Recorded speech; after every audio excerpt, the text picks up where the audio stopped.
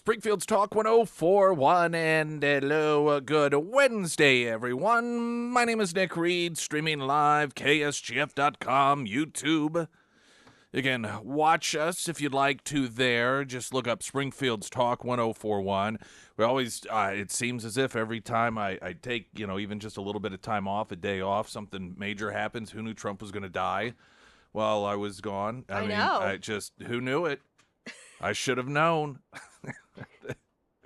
A couple of weeks ago, I was flipping through, and they were talking on, I think it was MSNBC, about, they had there's all these discussions about his ankles. Oh, I know. I'm like, what are you, I mean, you pay attention to what's going on, and he's juggling successfully all these peace deals. He's, he's cleaning up crime in Washington, D.C., just these massive drops. We played the audio, and I'm sure you heard plenty of it from the mayor acknowledging 87% drop in carjackings. Just these massive things that are great successes. And over on MSNBC, they're talking about his ankles and conspiracy theories about he's going to die because of his ankles. I'm like, isn't he like in his 78, 79 years old? Having kind of swollen ankles isn't, it's just insane, the world that they live in. And it tells you how available he is to the press that he goes away for 20 seconds, weekend. I think he played some golf with his granddaughter. And let's not jump to conclusions or anything, but, well, clearly he's dead. I mean, it's like, there's no reasonable middle ground there. Maybe he just felt like taking a couple days without doing 5-hour press conferences with the media. Right. Or even, sometimes people do, this is crazy, just get a cold. Sometimes people just get sick. I don't know if you've ever seen urgent cares. Usually it's filled with people. They go in because they have the stomach flu. They don't feel well. They've got allergies. But no. It's got to be, well, he's clearly dead. Yeah, and where were they with the previous administration? Right. He'd be gone for months. And they're in cover-up mode. There's no evidence whatsoever there's anything wrong with this guy. On one hand, it is very frustrating, I think, for just normal people to deal with this total just crap from the stupidity, the level of stupidity from these people, the immaturity of it. But on the other hand, it is a good thing, because for a long while, those of us who really paid attention to what was going on in the world would get very frustrated because of the fact that so many people believed what the mainstream media was taught. They thought they were serious. They thought they were legit. They would go to NBC and CNN and ABC and all the different networks in order to get what they felt was straightforward, honest news. This level of absurdity, however, has waken up so many people to where they're like, what is wrong with these people? Now, of course, there is that small number of individuals that hate Donald Trump, hate Republicans, are driven by hate. And so this is where they go because it fulfills that emotional need for that negativity, that meanness, that you're right, Trump is Hitler, Trump is awful, Trump might be dead. Aren't you excited about that? Apparently Tim Waltz was. We'll have that audio coming up. But the level of stupidity that has resulted in all of their brains being just completely broken by Donald Trump's existence and the American people choosing Donald Trump, not once, but twice, arguably 3 times. So it is the benefit of that, the silver lining in that, because you can always find some sort of silver lining. The silver lining in that is that segment of relatively reasonable people in the world, in the United States, who believed the media, grow up believing that the media was honest and not political, that they see it now. Because you can't be a normal person and see the level of stupidity coming out of these different outlets and not realize what's going on. The House Republicans have released the first major batch of Epstein files, and I think what is probably going to happen is that nobody's going to be happy. I'm hearing that there are some who are claiming this is really damned if you do, damned if you don't, that this really doesn't have any new information, that the vast majority of this information is just to make it look like they're releasing new stuff when in reality it is information that's already been out there. I don't know if that assessment is accurate. But then on the other side, there's some people that are complaining the opposite, that they are releasing so much new information, including photos and stuff, that they've done it in a way that makes it impossible to go through it all. And so they're doing this in order, this avalanche of new information, to overwhelm people so that they give up. They are like, well, I'm not going to go through all of this stuff. And so these are two clearly opposing perspectives. One, that they aren't releasing really anything new, and two, they're releasing so much new information that you won't pay attention to it. And, damned if you do, damned if you don't at this point for the White House. Though Pam Bondi, I don't think, has done any favors for this administration, including the new revelation that 1 minute of video, where that the video outside the hallway to Epstein's cell, and they're like, looky here, here's proof no one went in there, which, okay, through that door, but that aside. And then people noticed it skipped a minute. And so we're told, well, that happens because there's a reset of things, and so there's always a minute missing. Well, apparently that's not true. And in fact, the minute, now we're told, oh, the minute's been found, here's the minute, here it is. Of course, a lot of people aren't going to believe that, which is understandable, given how this whole thing has unfolded. But it's like, why did Pam Bondi say that? Was she told that? I mean, this is a sort of thing at this point, because of credibility issues, whomever was responsible for that, there's never that minute there at the top of the hour because there's a reset that occurs, and during that 1 minute, there's no filming. That person should just be fired. Because it's taken what is already a situation that has earned the complete lack of trust in by the American people, and it's just piling on, just giving people more reasons to say, well, we can't believe anything that comes out regarding this Epstein stuff. Okay, so we've got that plus more. Weather in a moment. Right now, the latest news update.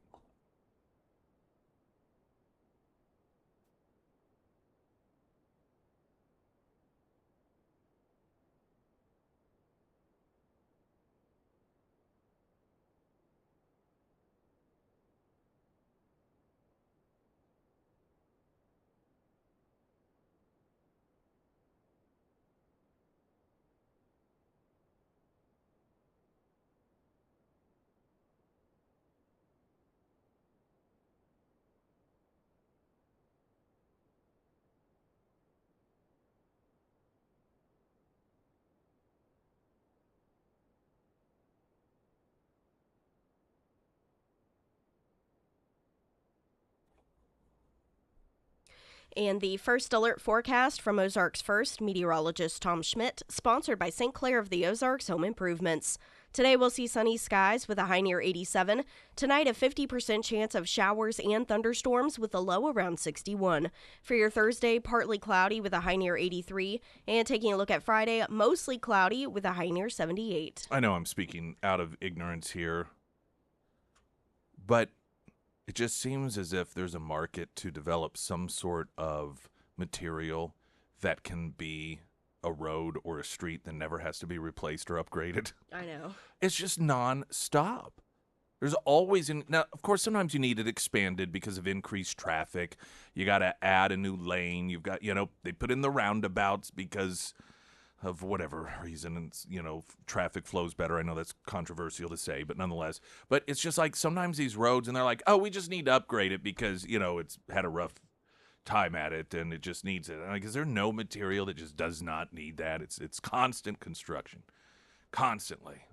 But I guess the silver lining is constant upgrades. Things are always getting better. Latest traffic update. I'm Nick Reed.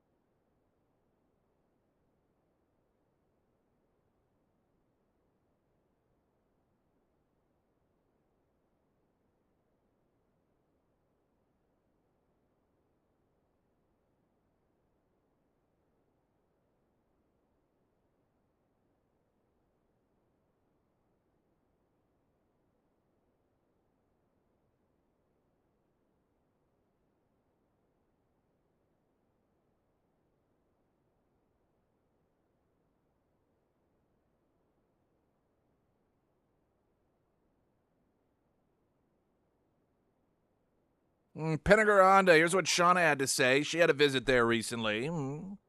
I had a great experience buying my 2022 Honda here. The dealership is beautiful. The team made sure my mom and daughters were comfortable with snacks and drinks while they waited. Such a nice touch. By the way, it's a step above. I can tell you that, having taken the girl child's Honda there in order to get an oil change when she was out of town, and it's a step well above what you might be accustomed to thinking about in terms of those free offerings. I just thought I'd add that. Justin Hetherington was friendly, patient, more than helpful, making sure I got in the vehicle I loved. And Zach in finance was thorough and easy to work with. Their friendly personalities and sense of humor made the whole process feel relaxed and enjoyable. Highly recommend. Vehicles are a big purchase, even if it's pre-owned or brand new or even a lease. I mean, that is a big deal to responsible people who recognize that you are making, an agreement there. And so it can, of course, be daunting at times, having just not seem like, just such a drab, boring, clerical sort of situation certainly makes a huge difference. And that's part of what you get at Pinnaker Honda, South Campbell, just south of Walnut Lawn. On the Pyramid Roofing Company text line, morning, Nick and Sarah. Everything's a distraction from releasing Epstein file, including releasing the Epstein files. Yeesh. Boy, is that not true. Distractions have become like conspiracy theories in that for some people, that's what it always is. Everything.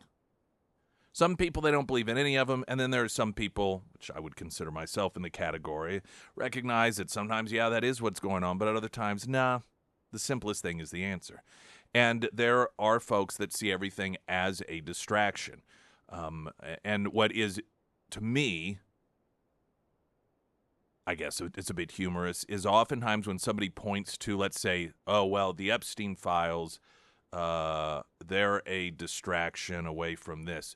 There are other people who think that that other thing is the distraction to distract you from the Epstein files. And so that door swings both ways for a lot of people.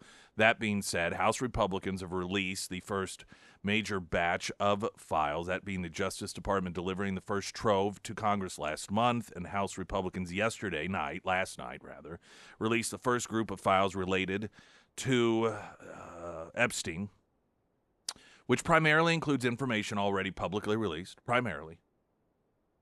which, I don't blame them for that. What are you going to spend an extra time going through? Well, that's already been released. Let's not release that. Just whatever there is, release it. Over 33,000 files is per Politico. House Oversight Chairman James Comer said during a House Rules Committee meeting yesterday, this is the most thorough investigation into Epstein and Ghislaine Maxwell to date, and we are getting results. We've already deposed former Attorney General Bill Barr. The Department of Justice provided nearly 34,000 pages of documents and will produce more, which are being made public as we speak. And you have Congresswoman Luna out of Florida saying that this is even more, profound, bigger, widespread than people believed, which I don't know how that's possible, but I suppose it is. And then you, again, have others that are saying that this isn't enough, that there's nothing new here. I guess as it gets shifted through, becomes public, we'll find out. You have Representative Thomas Massie, Republican Kentucky, forging ahead yesterday with a legislative maneuver to try to force the House to require the Justice Department to make public all records related to Epstein. Massie said on the social media platform X, quote, "It's filed. Your congressman can now sign the discharge petition to force a vote on binding legislation to release the Epstein file." Now, I've heard a number of, and I think Congresswoman Luna was one of those individuals, ask if she would sign on to this, and there seems to be this sort of, which I think is, it can be a reasonable position. Well, we need to see first, like if all of this release is going to satisfy, what it is he's trying to do, and if so, maybe we don't need to go to that step. Others are going to argue, well, then why not just do it anyhow? If the discharge petition works and it moves forward, which the discharge petition is a procedural tool that is available to the House, and it lets a majority of members force a bill out of committee as opposed to relying on the committee voting to release it out. And so this would say, it doesn't matter what the committee wants. This, Massey's like, all this information, everything needs to come out, and he wants this. He said he filed it, and so it's going to put people on record. If it works, the Epstein Files Transparency Act would require the Attorney General to disclose to the public all documents, communications, and investigative materials that are in the possession of the DOJ, the FBI, and the United States Attorney's offices. And it was just a few hours after he did that the committee released the information it had. Massie has been one of the main voices advocating for the full release, along with Representative Ro Khanna, who's a Democrat, California. They plan to hold a Capitol Hill press conference today with 10 of Epstein's victims. Massie said, "I pray Speaker Johnson will listen to the pleas of these victims for justice and quit trying to block a vote on our legislation to release the Epstein files."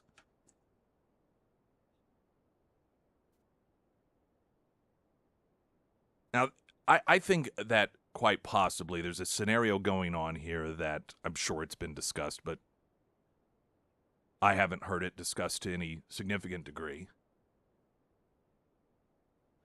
It involves the potential, this possibility that Epstein was an asset, that Epstein was working perhaps even for foreign adversaries. And that part of his, quote, protection was that very fact. And that as the United States of America, we clearly have relationships with these other countries. You certainly see it come into play when it comes to tariffs and negotiating and so forth. And perhaps, again, this is just one of many possibilities. It might be the sort of thing that Trump recognizes, might make it a little more difficult for him if he were the driving force and seen as the face of the release of all this information, that could make it a little more difficult to deal with some people that he needs to deal with.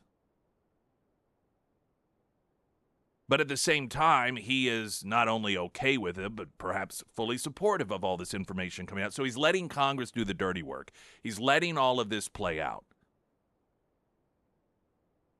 so that he can be like, hey, listen, I don't have control over what Congress does. Now, that being said, the Justice Department did go to a couple of Democrat-appointed judges to try and get grand jury testimony released, and those judges blocked that from occurring.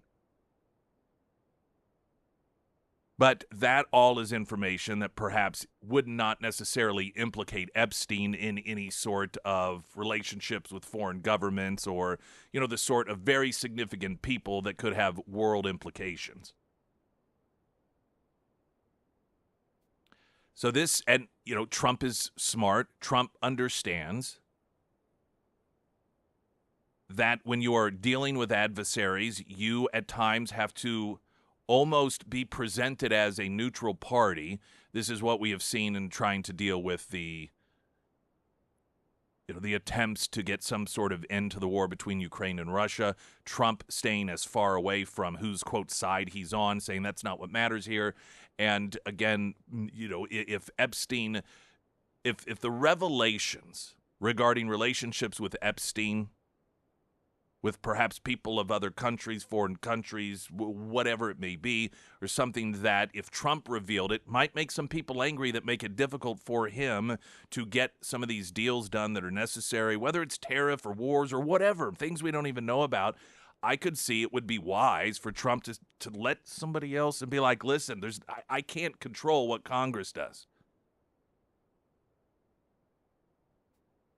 Now, I don't know that there's really much evidence that is the case, but I don't know there's a lot of evidence regarding anybody's motivation in any of this stuff. Now, the missing video, we got to get a quick break.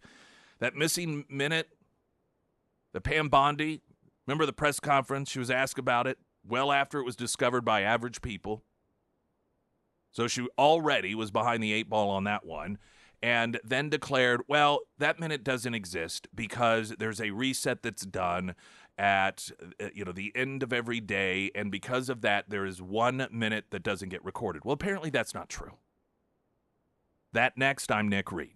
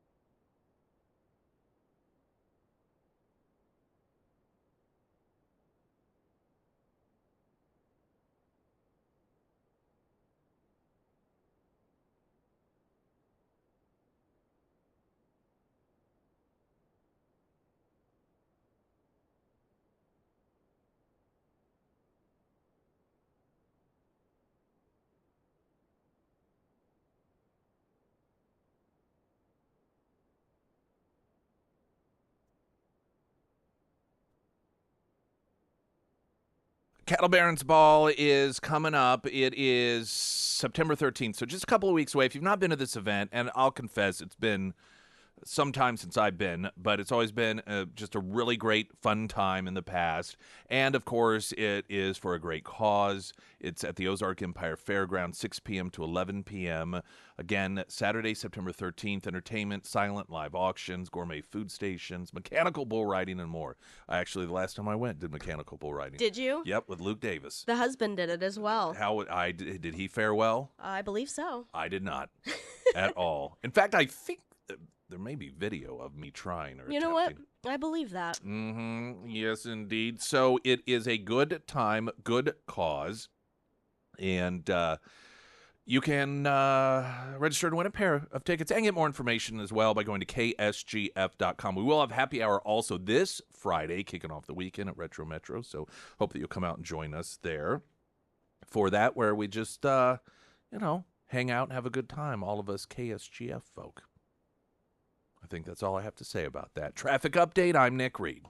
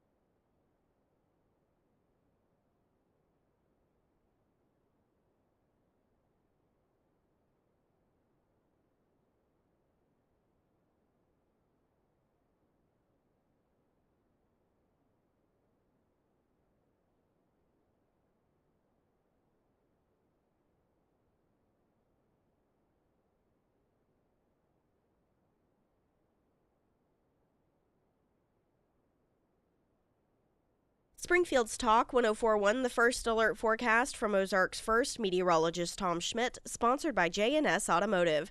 Today we'll see sunny skies with a high near 87. Tonight, a 50% chance of showers and thunderstorms with a low around 61. For your Thursday, partly cloudy with a high near 83. And taking a look at Friday, mostly cloudy with a high near 78. This, the discharge petition that Massey is pushing here, that will it'll call for the release of everything from FBI, Justice Department, everything Congress has on Epstein. And the petition, if it gets 218 votes, I think is the vote total that's needed, then that will be, I believe, the call for the release or a call for a vote, one of the two. I should find that out. Because it sits in committee, and generally before something goes to a full House vote, it has to get voted out of committee, and this is where Massey is saying this isn't getting released out of committee, so we need to do a discharge petition, and then so it's my understanding that if a majority of vote yes, then it'll come out of committee for the floor to vote on whether or not to actually do this. So I think it's either one step or two. Either the 218 votes automatically is a, quote, requirement for the release of everything from the FBI, Justice Department, executive branch, or it is two-step, one to get it out of committee, and then second as to whether to vote or not. Now, one would think if you're going to vote for it to come out of committee, you're going to vote for it to, get released. It's going to be interesting, though, to see where the votes fall on this, because Democrats are currently and frustratingly successful at making a significant portion of the population believe that Trump is somehow trying to cover this stuff up and that Republicans are trying to cover it up. And that would lend one to believe that then, Democrats would all vote in order for the release, and then you only need a couple of Republicans to get that ball rolling.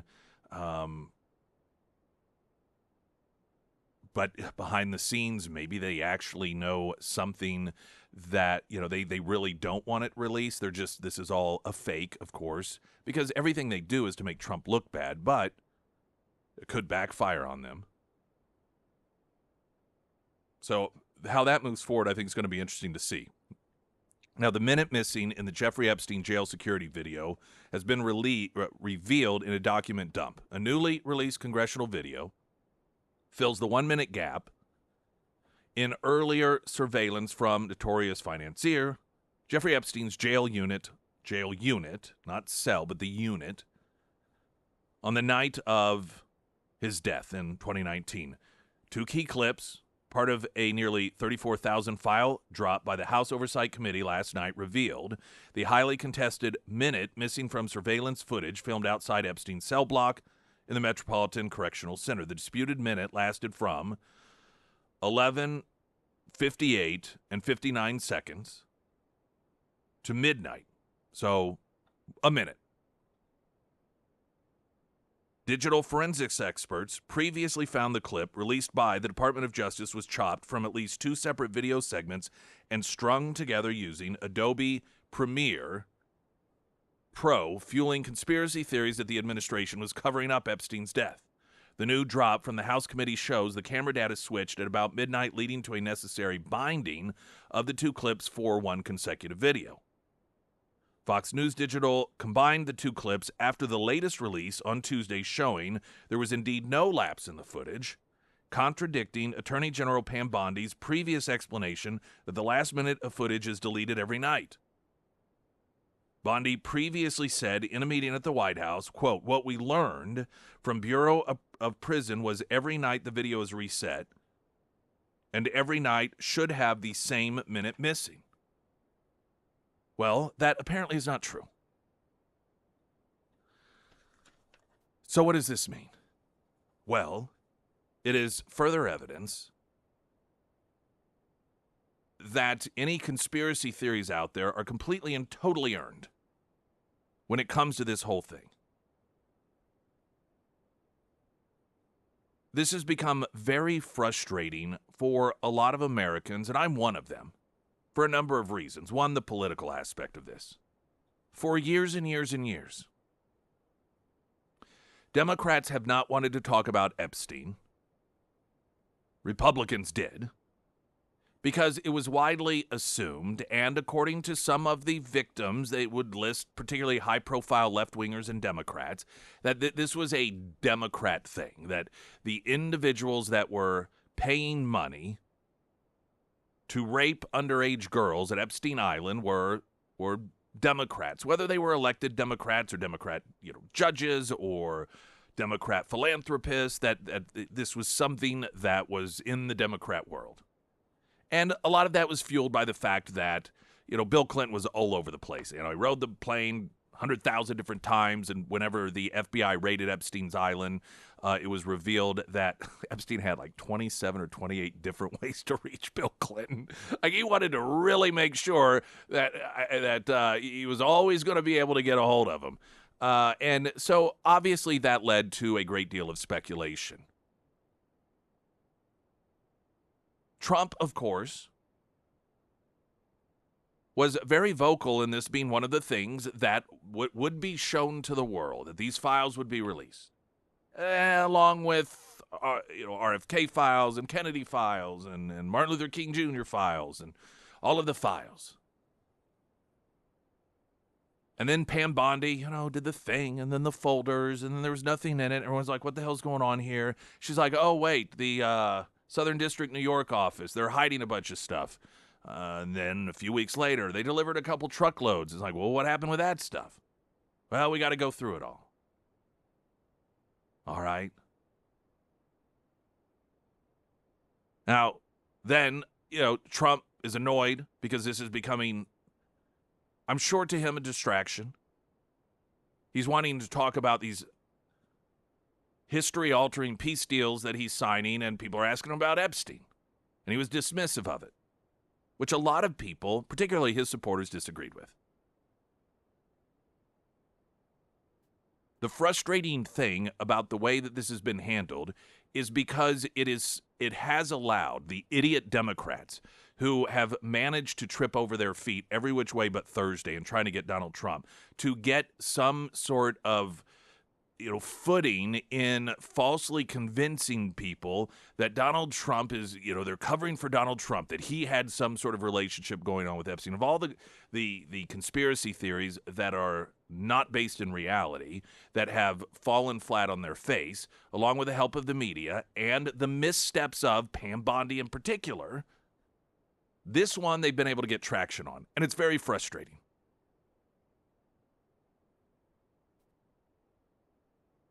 This minute video thing, I can't even begin to, at this point, I don't even know that I want to try to figure it out.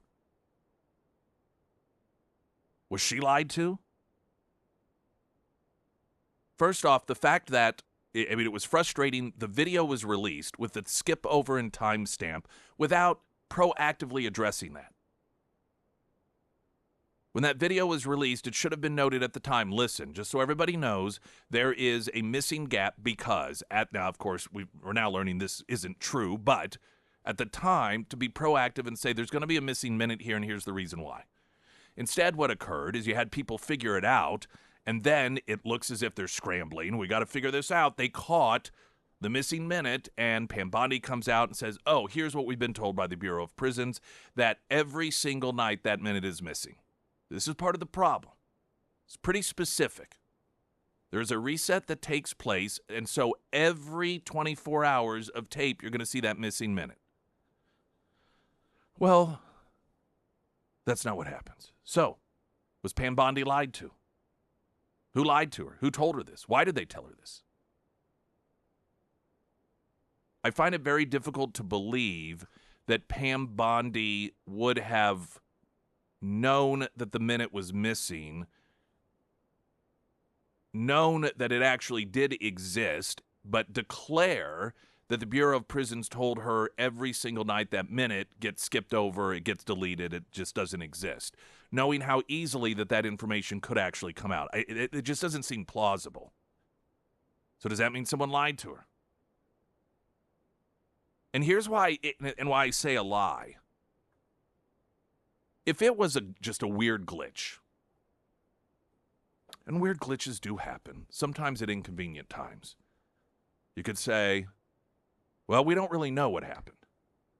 And then it pops up, and you're like, oh, we found it. People may not believe that you didn't know what happened, that that it just resurfaced, but those things do kind of happen sometimes. You have these weird glitches that occur. You don't know why. Maybe something happened, but then, oh, wait, there's a backup way we can go in and find it with a forensics expert. The problem was the explanation that this is standard procedure that occurs every 24 hours at 1 minute till midnight, and that 1 minute is always missing, because we just know that's not true. You can't, well, we were I just don't know how you can claim something that specific you thought was true when it wasn't true unless you were told that it was true. So who told Pam Bondi that? Who told that person? Who is the originator of what to me appears to be a clear lie? And again, the frustration here is this has become a distraction to the overall Epstein thing that's going on. That really shouldn't be a focal point, but it is. And rightly so. This isn't some benign, irrelevant incident that is just nitpicking. This is a pretty big, significant thing. So, and either it was over absolutely nothing. You know, I don't know why. I mean, it just, you think, okay, so why would it be covered? Well, did something occur at that minute? But apparently not, because this is what Congress has released. Oh, we found that 1 minute. Here it is. There's nothing there. Well, then why wasn't it in there in the first place? Why were we told it never exists? This is all very frustrating. And the problem that has been created here is that no matter what the answer is, you're going to have a significant portion of the population that says, we just can't believe you. Because whether it is a deliberate effort to mislead people about this particular aspect of things, or it is incompetency, or it is you keep getting bad information, people are lying to you, you just have demonstrated that whatever it is we're being told, at some point we're going to find out it's not true. Just when it comes to this specific video aspect of things. I'm sure Pam Bondi is going to have to answer on this one. And I think it needs to be pretty specific in terms of answering it, where the responsibility is for this bit of incorrect information. Springfield's Talk 1041, I'm Nick Reed.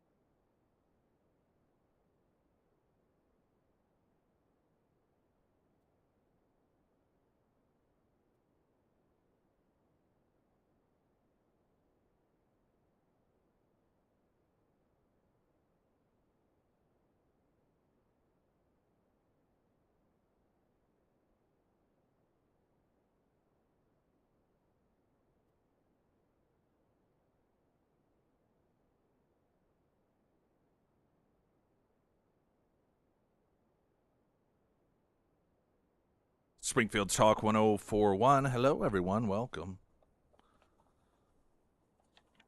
I'm moving around the order of things here because of of time constraints and what's left of this hour. We still have 2 hours ahead. So don't worry, we'll get to everything. Just the News has a piece that is regarding what is next for Trump's tariff revenue, and this is because of a ruling. U.S. Court of Appeals for the Federal Circuit affirmed a lower court ruling that invalidated the tariffs. Now, that being said, they're still in place while the administration appeals to the Supreme Court. Trump's Section 232 tariffs, which are on steel, aluminum, copper, vehicles, vehicle parts, remain legal and in place. And the Supreme Court is expected to decide the case. Who knows how they'll go on this? An analysis from the Committee for a Responsible Federal Budget found that if the appeals court ruling is upheld by the Supreme Court, 71% of the projected tariff revenue would completely vanish. Major blow to the economy. The group said the CBO's score would likely drop from a $4 trillion total deficit reduction through fiscal year 2035 down to $1.2 trillion. Trump says that if the court nixes the tariffs, America could sink into a Great Depression. Now, I think a lot of people recognize that oftentimes Trump will go to the extreme end of how he really believes things will go. I think that it is fair to say, particularly given how right he has been on all things economy, that if the Supreme Court said, yes, you do not have this authority as granted to you by legislation, that it would be a real big blow to our economy. And, would that be the Great Depression? Don't know. But clearly there is recognition here that it would be something that we would suffer as Americans, economically speaking. The tariffs, which were declared utilizing the 1977 International Emergency Economic Powers Act, is what is in contention here. And you have a couple of judges saying, well, this doesn't count as that. This isn't really an emergency. Trump sees it as an emergency. He sees that for years and years and years, past presidents, Republicans and Democrats, have allowed countries to not only have an economic advantage over us, but a national security advantage over us when it comes to a lot of these deals, particularly countries like China. And Trump sees this as an emergency, maybe not necessarily today, but down the road, and again, dealing with countries like China. This is where Trump is much different than most politicians, is not only does he not kick the can down the road, he looks at the can that's already down the road and says, we need to start preparing for that now. We need to fix tomorrow's problem today instead of waiting. He's just not a guy who believes in putting things off. He's not a guy who thinks, well, that's not going to be my problem. I won't be president any longer. He really, I know this is a crazy idea, cares about the success of this country. And even when he is one day gone, he wants to see the United States of America to continue to be the strongest, most wealthy country in the entire world. So for him, this is an emergency. And some of this may just be his recognition, and I tend to agree, if he doesn't fix this, it never will get fixed. We will go right back to deals with other countries that not only take advantage of us economically, but have national security implications. I think the larger blow here, which incidentally, it's believed that it's not really even questioned whether Trump would have the ability to implement tariffs through a number of tariff acts that have been passed by Congress. The reason, however, that Trump is utilizing, or the benefit, I should say, of utilizing the 1977 International Emergency Economic Powers Act is it gives him much broader authority to be able to do these massive deals that have massive implications. The other pieces of legislation from the past that he could utilize are relatively anemic compared to the power under the 77 Act. And it would be temporary stuff, and it would be a total loss of leverage. And I think that's where the larger implication here is it is not so much the revenue that's coming into the Treasury, but it is the fact that the reason Trump has been able to come up with all of these massive deals. By the way, some of the peace deals also, this has implications on. It has been the leverage Trump has been able to wield using the 77 Act and the ability to say, all right, well, we will cripple you then when it comes to tariffs. Now, they're arguing more along the strict economic lines about revenue coming in, and perhaps it's because they don't want to tip their hand and acknowledge to all these other countries, hey, we recognize if the Supreme Court overturns this, you have us over a barrel, and we no longer have this massive leverage over you in order to get America back on the right track. At this point, still in place, and believe that, of course, the Supreme Court will end up making a decision on this. Who knows which way it'll go? We know which way it'll go for a couple of those nut jobs like Ketanji Brown, who doesn't even know the difference between a boy and a girl. But 5'4", in all likelihood. To which direction we shall see. Springfield's Talk 104.1, I'm Nick Reed.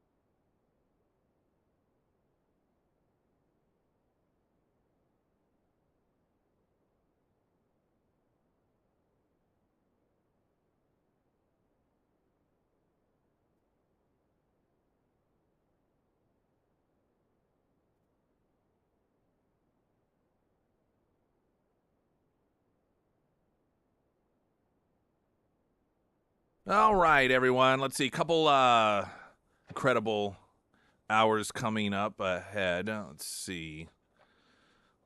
I don't know what order I'm going to do this in. So, we've still got this battle going on. D.C., by the way, the mayor of D.C. is pretty much saying, you know what? This actually seems like the sort of relationship with the federal government that might benefit us permanently, which is the opposite approach some of these Democrat mayors are taking. News in 60 seconds.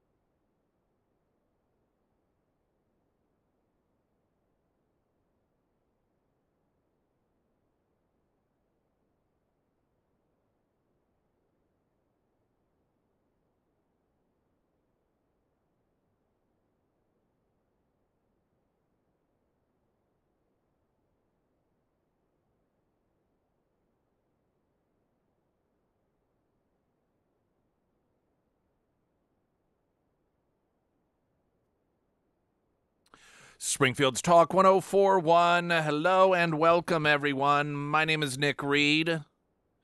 Coming up, a Biden judge blocking the Trump administration from reuniting migrant kids with their parents. Yes, you heard that correctly.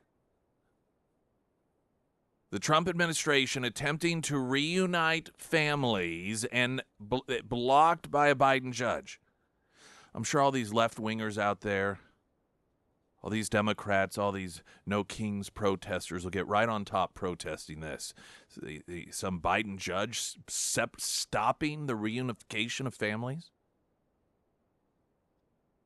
Or do they hate Trump just enough to support this? I think we know the answer. Ozarks elder law. No planning at all is not a plan. At what point should you have the official paperwork done up to make sure that somebody has power of attorney for you in case you can't take care of yourself?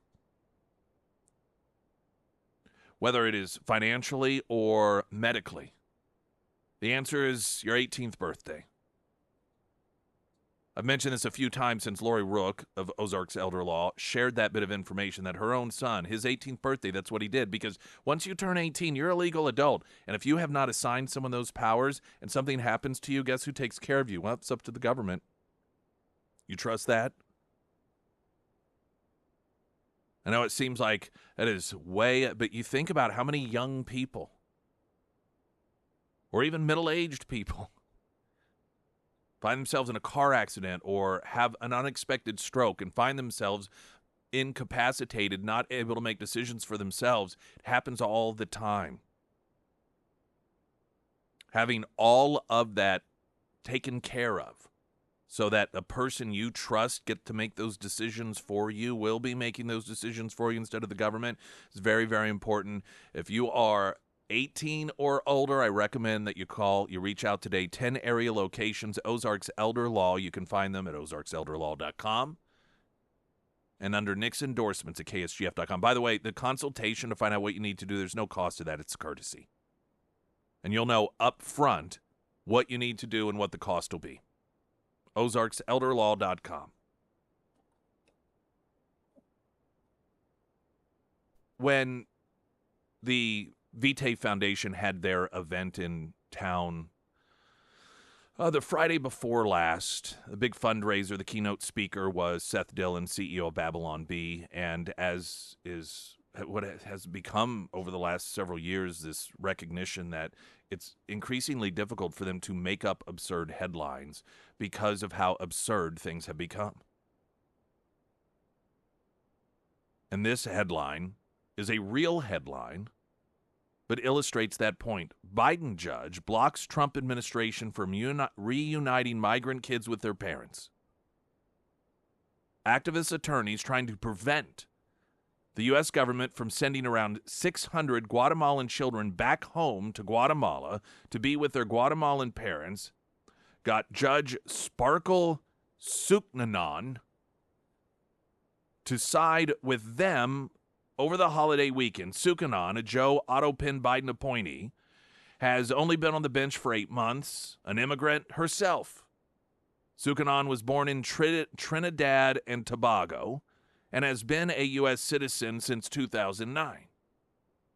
The Young Center for Immigrant Children's Rights, which apparently don't include being with your own family, and the National Immigration Law Center rushed to the U.S. District Court in D.C. Sunday with an emergency complaint seeking class status for the children and requesting a temporary restraining order, asking the court to block the Department of Homeland Security from reuniting the children with their families in their home country. Now, can we all admit that the entire narrative of keeping mothers with their children is another complete and total BS line from the left in this country? That, like everything else, it is just a weapon to be used in order to further their political cause, because the moment that reunification with mommy and daddy involves leaving the United States and going back to their own country, they're opposed to it. They go to court to stop it. The DHS Office of Refugee Resettlement had already loaded 76 children on an airplane Sunday to fly them back to their moms and dads. When they learned of the order and the children were deplaned and returned to government custody. Much better, much better.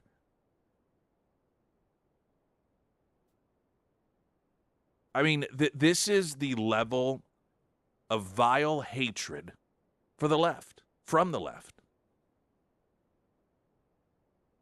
And it's another example of this, some of these left-wing, these churches that have been hijacked by left-wingers, and all of these protesters that get out, oh, the children, how dare you separate families? What sort of people separate families? And here, oh, again, you could not make this stuff up.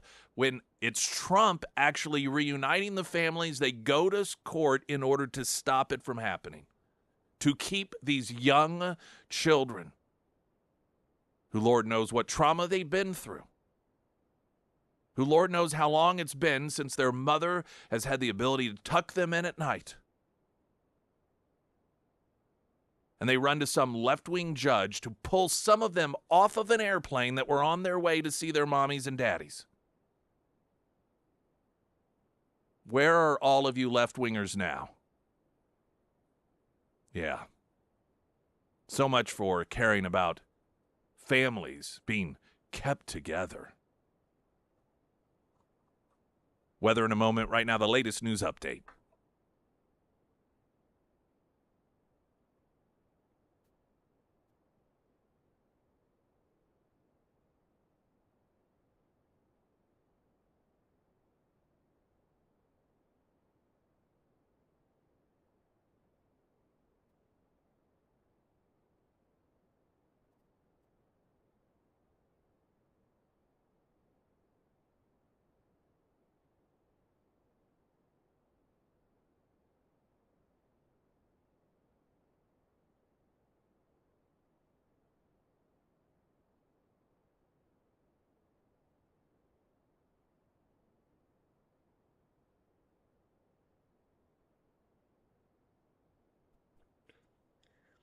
And the first alert forecast from Ozarks First meteorologist Tom Schmidt, sponsored by St. Clair of the Ozarks Home Improvements. Today we'll see sunny skies with a high near 87. Tonight, a 50% chance of showers and thunderstorms with a low around 61. For your Thursday, partly cloudy with a high near 83. And taking a look at Friday, mostly cloudy with a high near 78.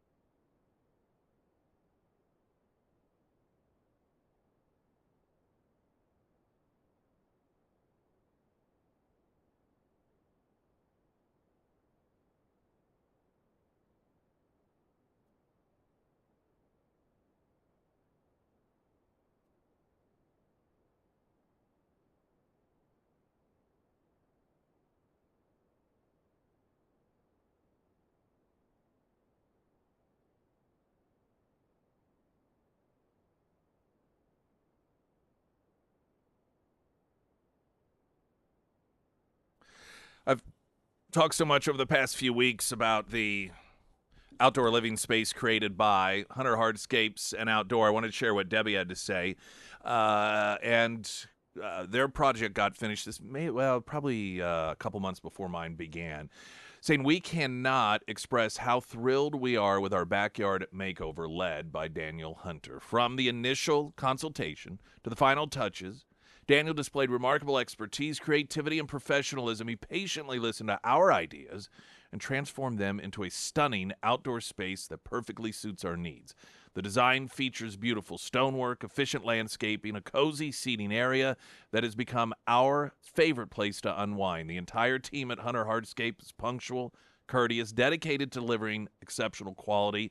We have received countless compliments from friends and family, and our new backyard has become the highlight of our home. Thank you, Daniel and the Hunter Hardscape team. We highly recommend their services to anyone, John and Debbie, and 100% echo everything that they say in there. It applies also to our outdoor living space. It was created by Hunter Hardscapes and Outdoor. You can see those reviews, before and after photos, and even do a pricing calculator to give you a ballpark estimate on what you're thinking about at hunterhardscapes.com. Also under Nick's endorsements at KSGF.com. There was an interesting piece in the Springfield News Leader that caught my eye because it involves a place where I used to live, and that was Kentwood Hall.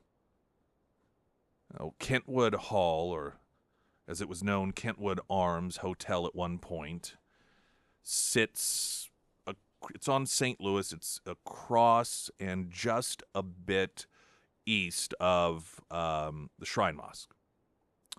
And it's a dorm for MSU now, and it's a dorm that I lived in at the time. And at the time, we ended up living there sort of by accident. And that was because, like a lot of schools, if you're going to tour, a lot of high schools, if you're going to go tour a college or university campus, they will give you an excused absence from school, or at least our high school did that.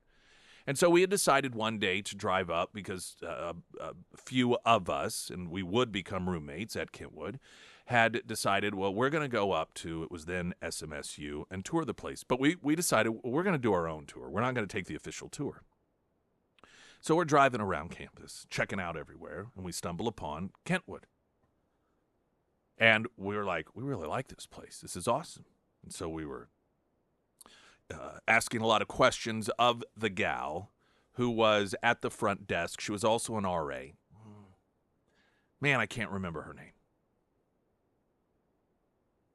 And we had asked if freshmen were allowed to live there.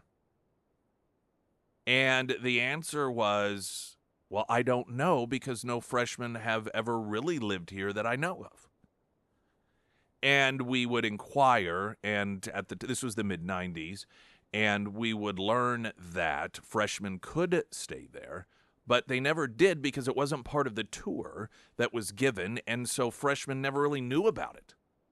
They only knew about it after they had been there a semester or two in another dorm and would have, meet older people that, upperclassmen that lived there or so forth, or just, somehow stumble upon it. And it was off campus, relatively speaking, as well. So if you're walking around campus, you never walked by it because it was, technically it was on campus, but it just seemed like it was off campus. And it were all the different, the rooms were different, and we really liked it, and we had a great time living there. It was at one point a really fancy hotel. So the Springfield News Leader had an interesting article about how when Nixon was running against John F. Kennedy, summer of 1960, he planned to stay at the Kentwood Arms Hotel, because it was the nicest hotel in Springfield, in the area. But there was a problem. Two of the reporters traveling with Nixon were black, and the Kentwood Hotel, like many hotels and restaurants in the area at the time, were still segregated. And so Nixon said, I'm not going to do it unless you allow, if you don't allow these black reporters to stay here, then we're just going to skip this stay. And the folks, I guess, whoever made these decisions said, well, we're not going to allow it. We're a segregated facility. And so Nixon's like, okay, fine. Not going to do it. We won't stay here. The Springfield chapter of the NAACP also applied pressure. Members threatened to demonstrate, which worried city leaders. There were emergency calls and meetings. And as a result of Nixon's ultimatum, this is in the news leader, the owner of the Kentwood, Earl Mulder, agreed to end segregation at the hotel.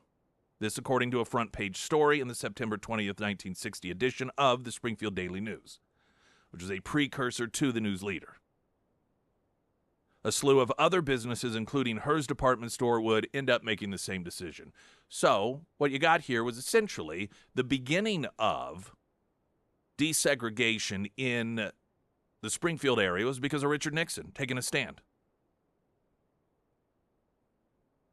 Now, the story goes into much more depth and sort of how it all unfolded, and then talks to some people who remember that period of time, people, that are of color, and talking about that period of time and the importance of remembering these things. Now, of course, there's two different perspectives on this. Some like to and see the value in remembering these things in order to demonstrate what we've overcome, how we fixed these problems, that we, rose up, and that we voluntarily would eventually, as a society, as a culture, as a people, said, you know what, yeah, we're not going to do that anymore. Others like to look at it just to point out how bad we are. They just like to pick at, they just want to always remember the negative, remember the bad, and utilize it as a way to bash the country today by saying, well, don't you remember that one time? So there's just two different ways to look at history, to look at the past, as either an appreciation for where we have come since then, how we have improved, versus those who just are constantly wanting to bring up the past in order to remind you how bad you are. Or were. But what I think is interesting about the part of this, I'm sure, is irrelevant to most people, particularly the news leader, is that it opens up talking about that. This was when Nixon was running against Kennedy. Kennedy would, of course, win. And part of the big celebration, the inauguration of the White House, was to have the Rat Pack there. Rat Pack, huge, big celebrities. Frank Sinatra, Dean Martin, Sammy Davis Jr. And they were all Kennedy people. Campaigned for him, used their clout, their popularity in order to try and win votes over. One of those individuals being Sammy Davis Jr. When it came to receiving invitations to the White House from John F. Kennedy, of the Rat Pack, there was one person who wasn't invited. That was Sammy Davis Jr., because he was a black man who married a white woman. And JFK was afraid of offending the Klan wing of the Democrat Party, which so offended Dean Martin. Dean Martin refused to show up.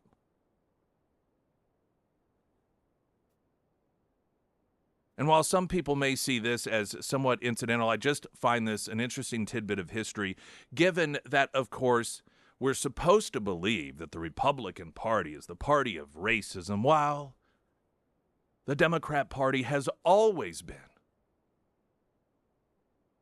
the party of bringing people together and the party of fighting against racism. Yet when you're looking at this context of Nixon versus Kennedy, Nixon started desegregation in Springfield, while even after that, Kennedy would not even allow a black man to come to the White House because he married a white woman, and he didn't want to offend the Klan wing of the Democrat Party. Yet another little tidbit of historical fact that runs counter to what conventional wisdom tells us. Springfield's Talk 1041, I'm Nick Reed.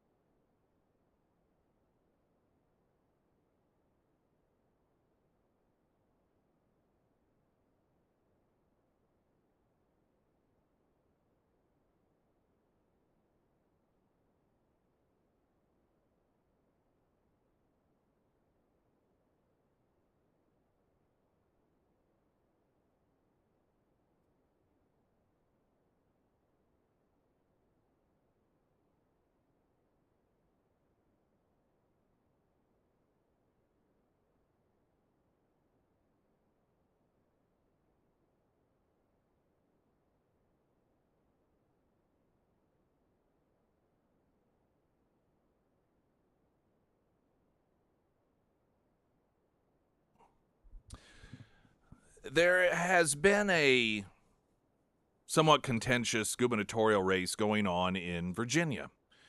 Now, Virginia, you may recall, was really a first sort of red wave shock, though isolated, because it was during a period of time most other states weren't having elections, and this is where Democrats running things want to continue to run things. Terry McAuliffe was running against Youngkin, McAuliffe being the Democrat, and everyone, Bill Clinton, Obama, like every Democrat under the sun came to Virginia in order to try and make sure that Democrats continued to control things. And the thing I remember most was just the weekend or before when Terry McAuliffe was out there saying that if people didn't get out and vote for Democrats, then Virginia was going to start looking like Texas. And I thought, I don't think that is going to resonate the way that you want it to resonate. And it didn't. That, along with the fact that it was very clear, Democrats drew the dividing lines that your kids are not your kids, they belong to the government.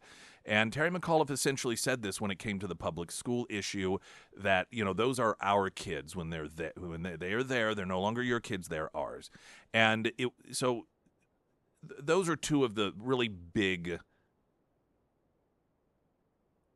issues that helped propel Republicans to take over government there in Virginia. Youngkin, of course, is governor. And then you had, winning the lieutenant governor slot, Winsome Earl Sears, a black immigrant woman, as a Republican. Okay? Which is really weird since Republicans are racist. Now, you'd think, given the disproportionately high number of Democrats in Virginia overall, that she would be a shoo-in, right? I mean, Democrats, they certainly support immigrants. They support black women. I mean, this is a no-brainer. Well, it isn't a no-brainer. The left has turned completely vicious against her. And she's running against a white woman who the Democrats are supporting by the name of Spanberger, who has been waffling a bit on the trans thing. She has ultimately, in the past, been very supportive of forcing girls to compete and shower against boys, whether they like it or not, when it comes to the issue of trans. Lieutenant Governor Winsome Earl-Sears has been opposed to it and supports protecting girls,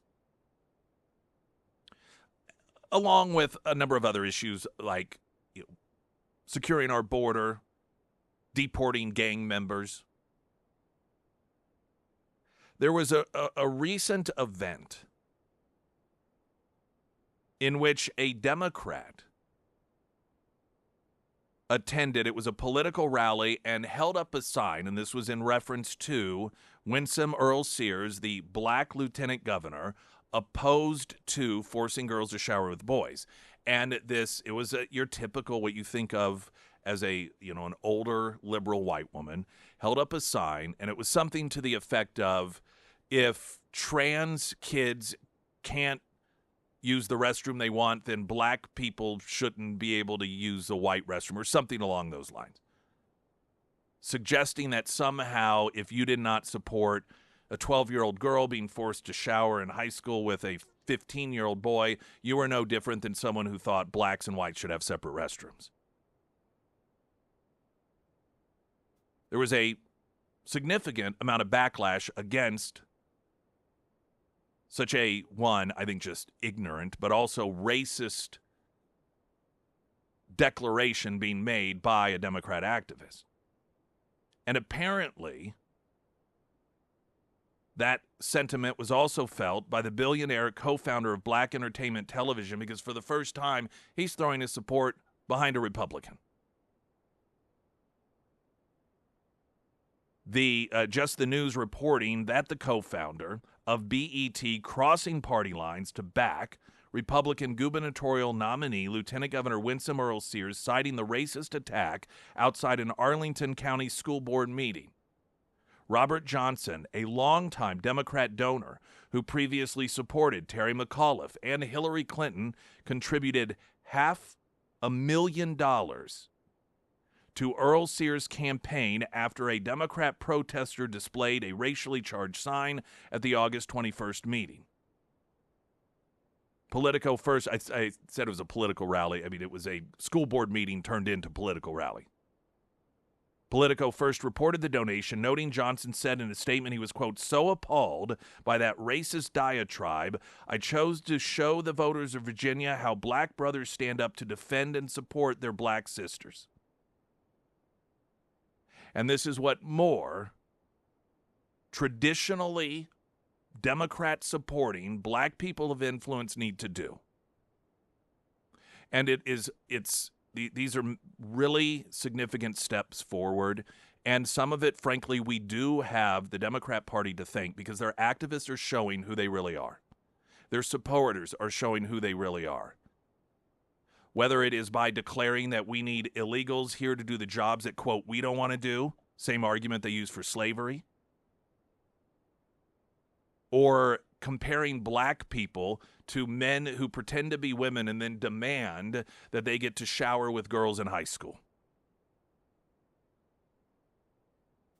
You see, with the left, there's always a hierarchy.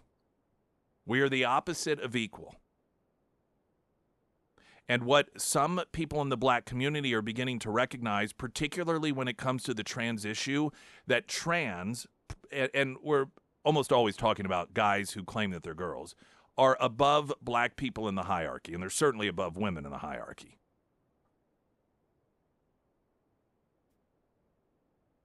Now, this is a race that the white Democrat, Spanberger, has had a significant lead, though Earl-Sears has closed it to single digits, which, is headed in the right direction. But that election is coming up very soon. So I don't know if it'll be enough. I don't know if that just overt Democrat racism will turn enough, hopefully good Democrats away and recognize this isn't our party any longer and vote for the lieutenant governor. We'll see. We'll see just how enlightened the Democrat voters of Virginia actually are. Springfield's Talk 104.1. I'm Nick Reed.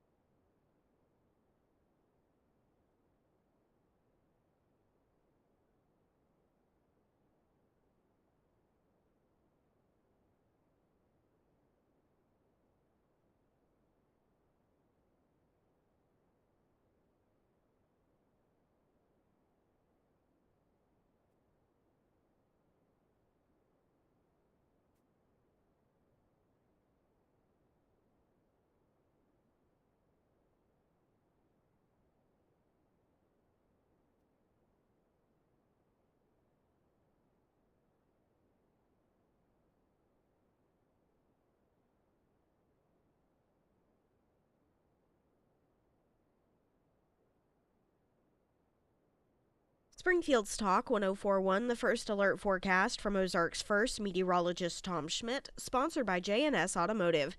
Today we'll see sunny skies with a high near 87. Tonight, a 50% chance of showers and thunderstorms with a low around 61. For your Thursday, partly cloudy with a high near 83. And taking a look at Friday, mostly cloudy with a high near 78. I've decided I want meteorologists just to stop even predicting that maybe there'll be rain. I know. I'm not one of these people that, like, well, meteorology, that's such you can be wrong all the time, and they just really dog on them. Listen, they're right a great deal of the time. You just don't notice that. You notice when they're wrong about things like, oh, we're going to have 4 feet of snow, and then it doesn't happen. And so those things just tend to stand out. And as somebody who doesn't have even the slightest bit of knowledge when it comes to meteorology, I recognize I don't know that I really have a place to criticize them, given I know nothing whatsoever. That's the thing, you know what I mean? Yeah. I can't ever, every year, I can't ever even remember what frozen fog is. Every year it comes up, I'm like, I can never remember that, what that means exactly. And so I recognize I don't have enough knowledge to criticize what it is that they do. But knowing all that, I just don't want to get my hopes up anymore. And so I just request that you just don't do it. Okay. Not because they're going to be wrong, but that way, no, not you, just meteorologists in general. That's it. We're getting rid of the weather. And then when it does rain, it'll just be a pleasant surprise. Yeah, I can see that. Yeah, until it gets back to normal rain stuff. And then you can, but in this, I just, no. I know. We haven't had rain in forever. Yeah. And some people listening right now, like, oh, well, we had some, but I didn't. And so that's really what I'm talking about right now.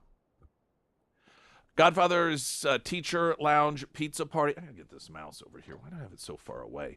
This is something we did during the fall of last school season. We're doing it again along with Godfathers, and that is a pizza party in the Teacher's Lounge.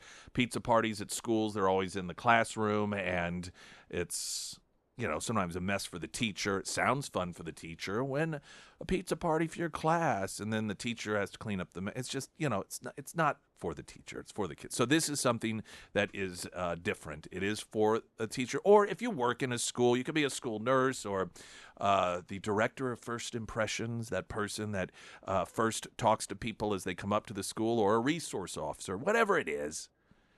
You can register at ksgf.com, and if your name's drawn, we'll contact you and send a few pizzas over to the Teacher's Lounge or your office, wherever essentially you want it to be. Basically, it's just for the people that aren't students, along with Godfather's Pizza, and you can, again, get registered at ksgf.com. Have you seen the side-by-side of Jasmine Crockett, in which she is doing an interview when she was first deciding to run for Congress versus how she talks now?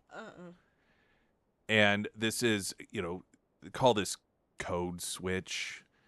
And it's something that the left does primarily, where they will, it's essentially a verbal version of blackface,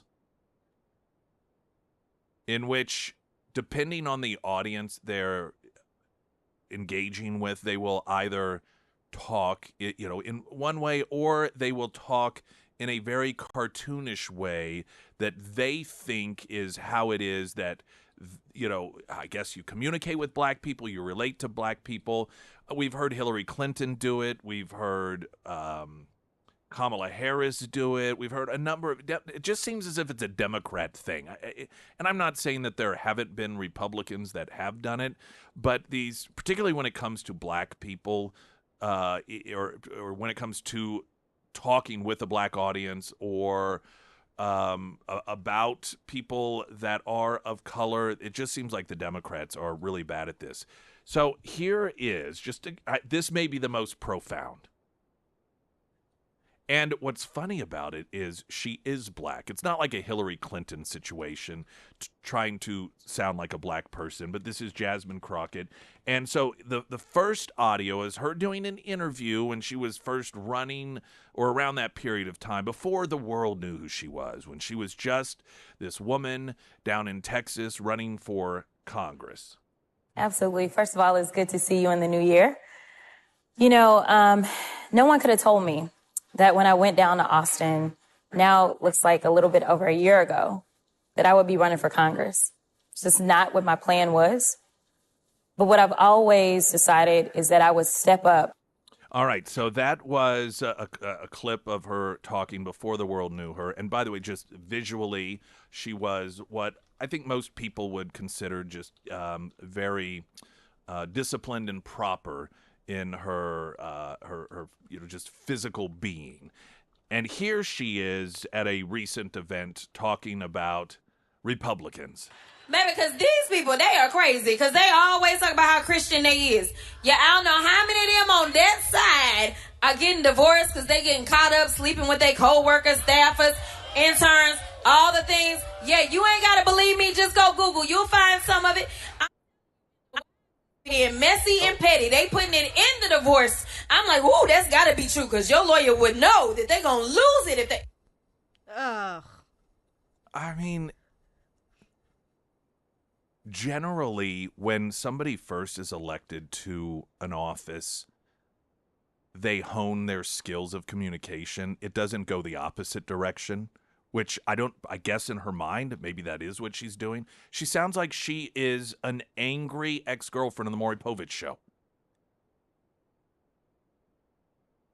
I mean, she does. And it wasn't just the accent, but the improper use of grammar.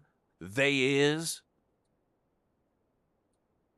What does that say about what she thinks about her constituents, particularly those of color? How is this not insulting? For a number of reasons. Insulting because this is in her mind, evidently, what I guess the average black person relates to. She's moved away from the intelligent conversation, the proper grammar, to screaming like someone who just found out that the guy on stage, on Maury Povich's stage, is not the father of her baby. And I mean, just that she thinks is an improvement?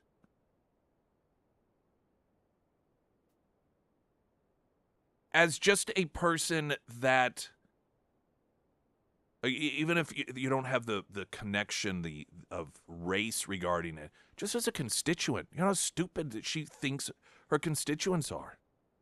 And, of course, some of them are that stupid. Some of them, unfortunately, that sort of thing will appeal to. She clearly believes that that is a more appealing way to try and communicate to the majority of the people in her district, which I don't know her district. If that is the case, that's very sad.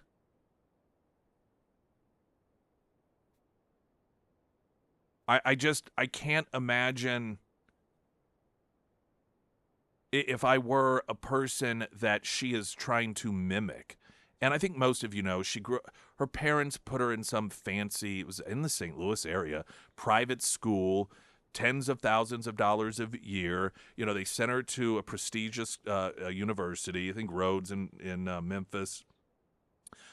So, you know, they spent a lot of apparently their money in order to have a child that would grow into a mature adult that would be able to have a conversation on an intellectual and respectful level, which in that first audio clip she was doing.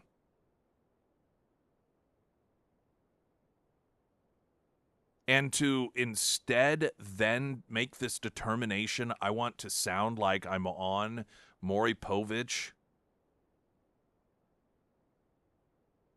It's just what an absolute shame. And I'd like to think because I know that there got to be a lot of people in the black community that recoil in horror at the fact that this is, I mean,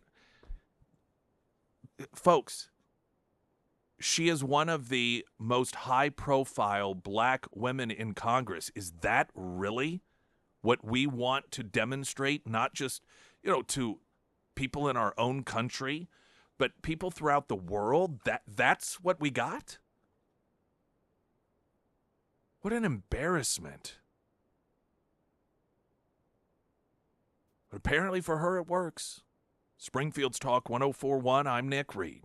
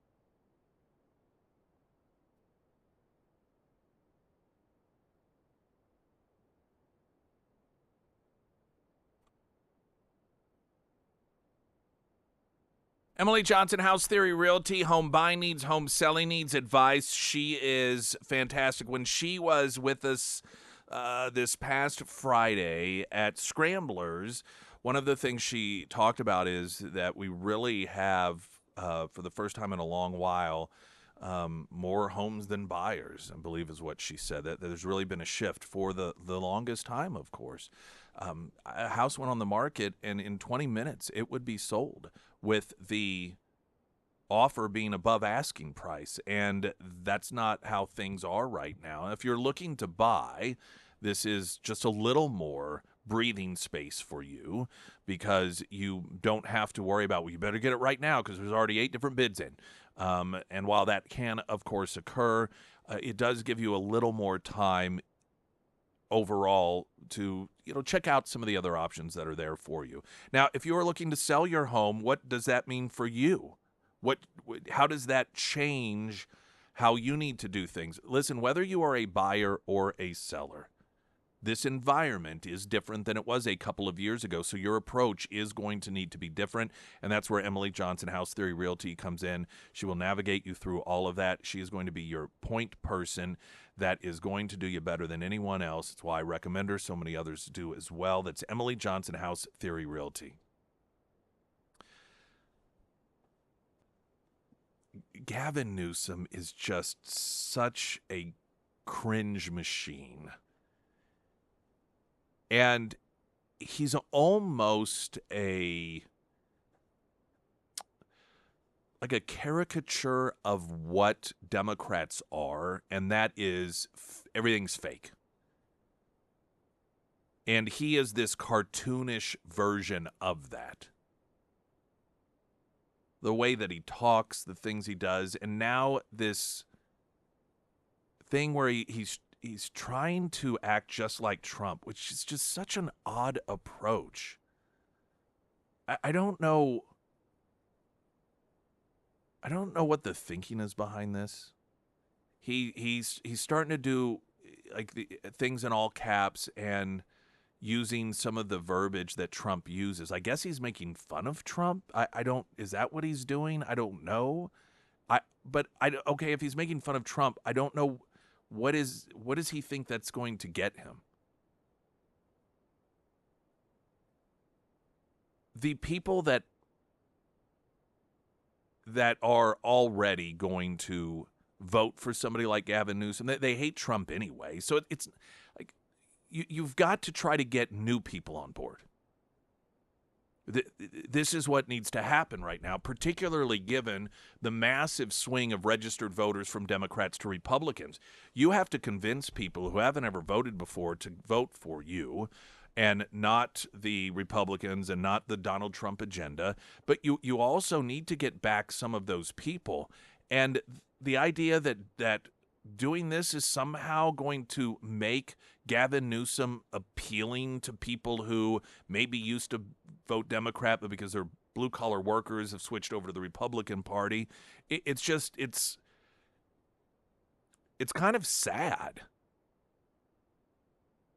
Now, the latest, see, he's getting into the nickname game.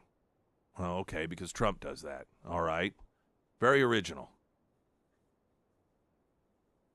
And he has unveiled a new name for Kristi Noem. Cowgirl Kristi. Well, okay. I mean, isn't she kind of a cowgirl, right? I mean, wasn't she a ranch girl? I believe so. Because there was that whole controversy she wrote in a book about killing her dog because it attacked one of her. Uh-huh. You remember that? God, he sucks at nicknames. I know, that's the thing. That's what I mean when I say he's a caricature of what is wrong with the Democrat Party. And that is just, number one, the fact that you're just brazenly trying to be like Donald Trump, but then you're doing so poorly at it. It reminds me of a scenario in which there's the little annoying brother that so desperately wants to be like the older brother. It just cartoonishly mimicking thing that the older brother does, and it's just annoying. It's off-putting. It's a little embarrassing. I think that's the word. It's embarrassing. And what's weird is it's not as if I like Gavin Newsom or want him to do well. So the fact that he can make me feel embarrassed for him is a pretty amazing feat. But boy, what a... And the other thing about this is it wasn't just... Was it 6 months ago he announced his podcast? And the whole reason behind it, remember we played it because it was cringy? It was all because he recognized that people were tired of the silliness. Yeah. People were tired of the nitpicking. They were tired of the name calling. And so he was going to really break through all of that and lead this country by sitting down with people that he had differing viewpoints with. Charlie Kirk was one of them. And, I think there were a couple. I don't think he does that anymore. I'm guessing he completely abandoned it. And so now he's doing the exact thing he claimed he was trying to deliver us from because that's what people were tired of. It's just sad. And it's something that I'm really glad my political persuasion, that's not anything that I'm involved with, because I don't know how you internally rationalize that somehow is anything positive. Springfield's Talk 1041. I'm Nick Reed.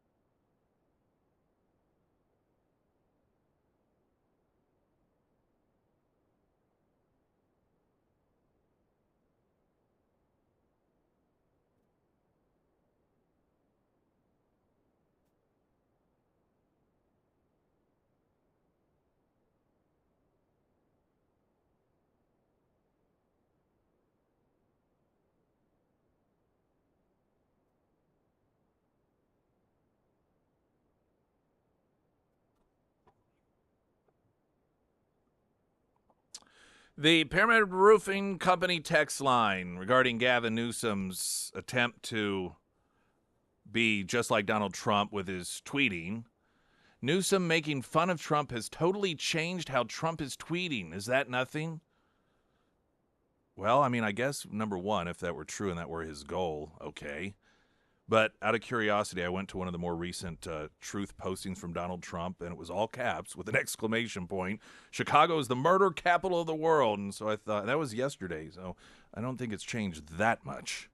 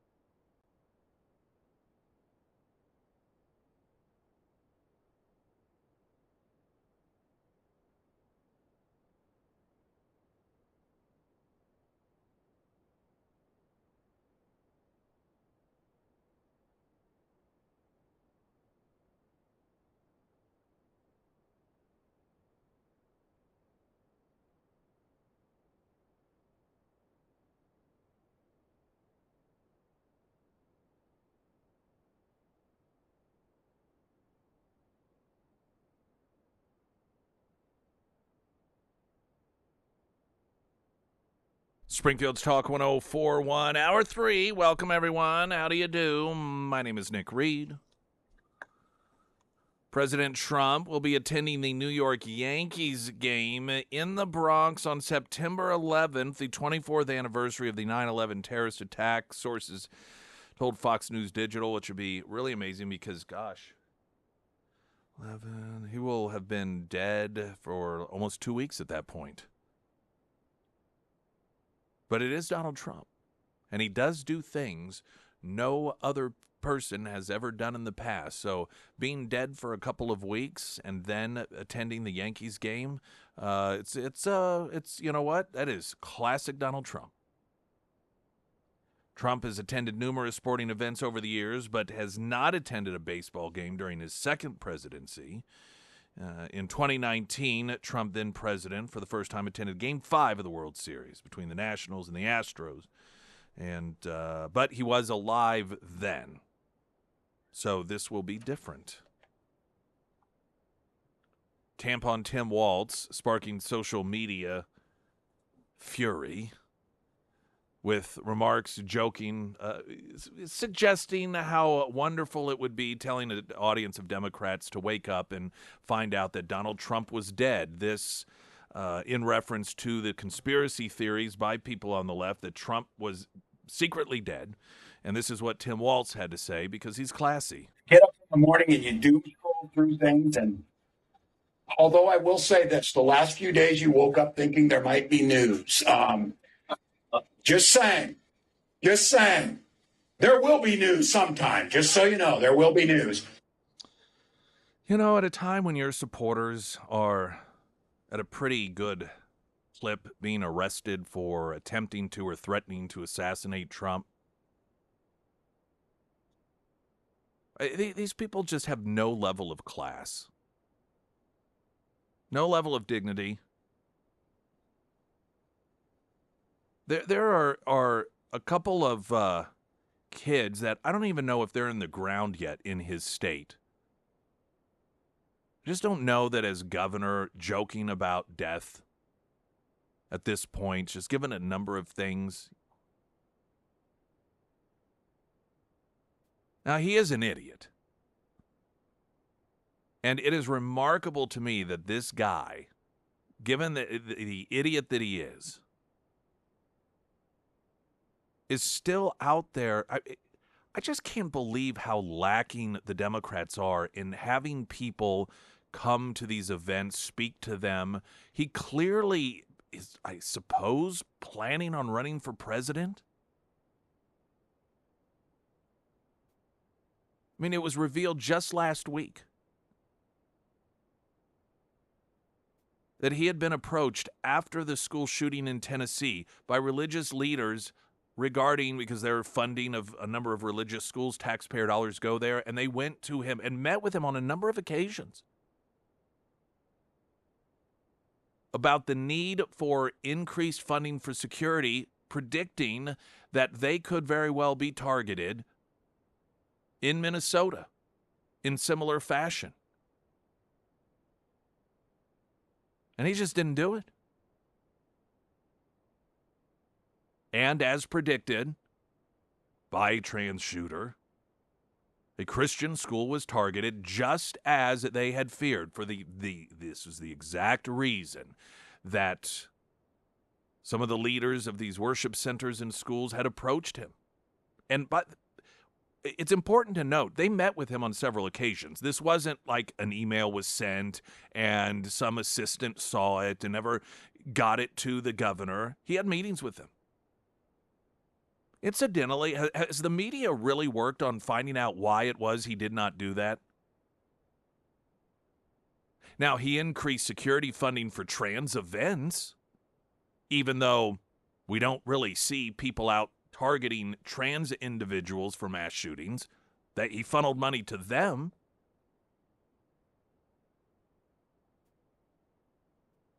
Where's that journalistic instinct to demand an answer for the governor? I guess these kids don't matter. Just a couple of white kids, privilege and all. And then less than a week later to be out there joking about, hey, don't worry, everyone. One of these days, you're going to be doom scrolling and Trump's going to be dead. Scott Jennings had pretty good comment on this. And you did not. Why?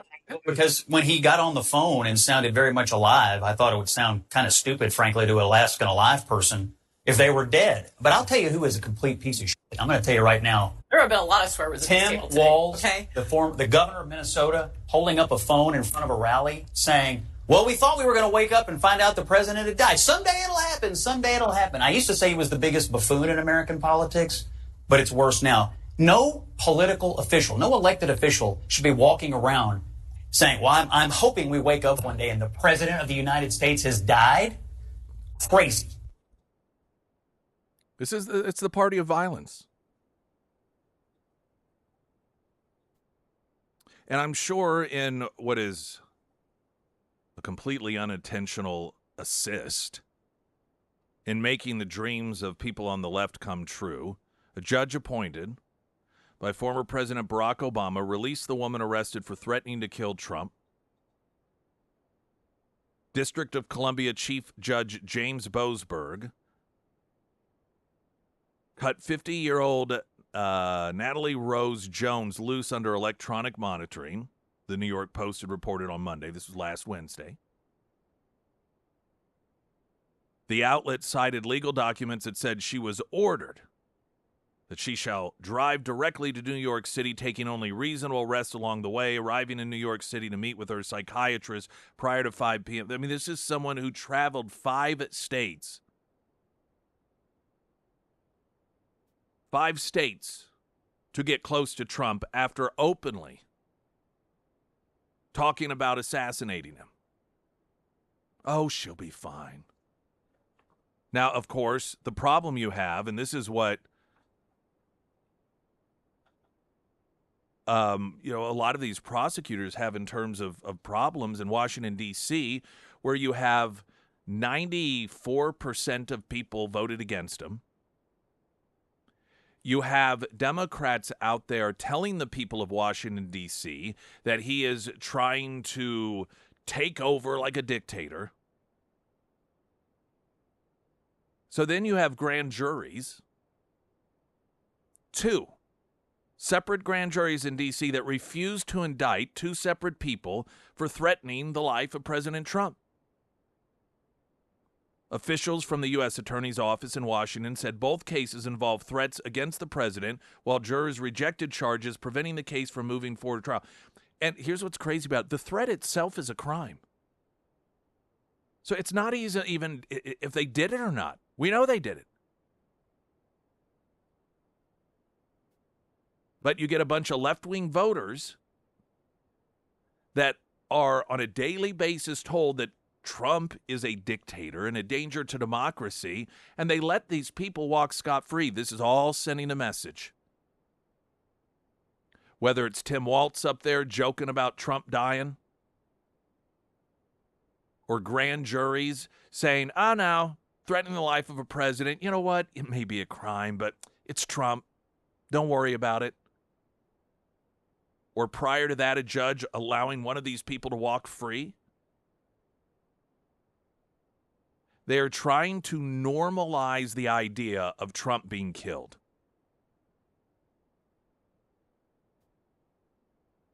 And this is really one of the only avenues they have left. They do have a lot of these judges that are exceeding, even according to the Supreme Court, their legal abilities regarding much of this stuff they're blocking for Trump. But the other thing they can do is just continue to try to get him killed. Normalize the violence. Keep calling him a dictator. Every person that gets arrested for threatening his life and traveling to the D.C. area where Trump is, just let him back out. Make it seem like it's no big deal. But let me tell you the real, because here's the thing about it. You think, well, if somebody's really going to do it, are they going to post ahead of time? The law enforcement, they don't have the luxury of determining that. This was one of the problems that Comey caused when he did the little cutesy seashell assassination thing on Trump. The days after that, there were all sorts of other people mimicking that. Well, the FBI doesn't have the luxury of saying, well, they're clearly just joking. They have to investigate all of this stuff. So if you are out there sending a message to people that you can openly threaten the President of the United States, and don't worry, we won't indict you for it, that's only going to lead to an increased number of people feeling that they can do it.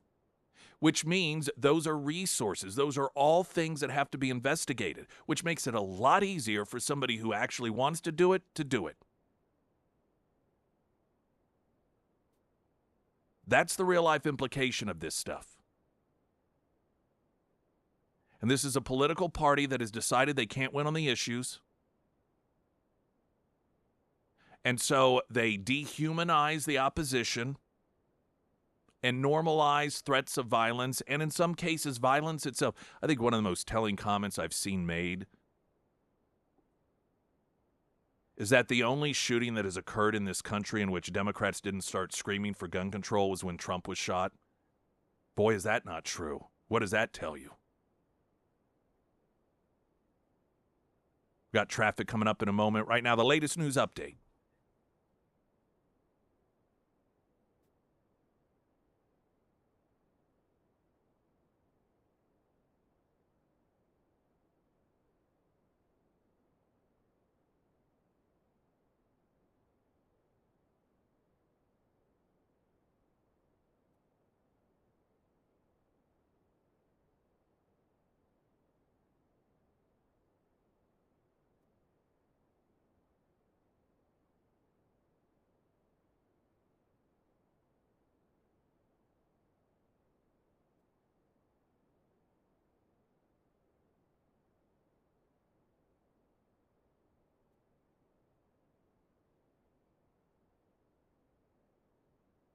And the first alert forecast from Ozarks First meteorologist Tom Schmidt, sponsored by St. Clair of the Ozarks Home Improvements. Today we'll see sunny skies with a high near 87. Tonight, a 50% chance of showers and thunderstorms with a low around 61. For your Thursday, partly cloudy with a high near 83. And taking a look at Friday, mostly cloudy with a high near 78.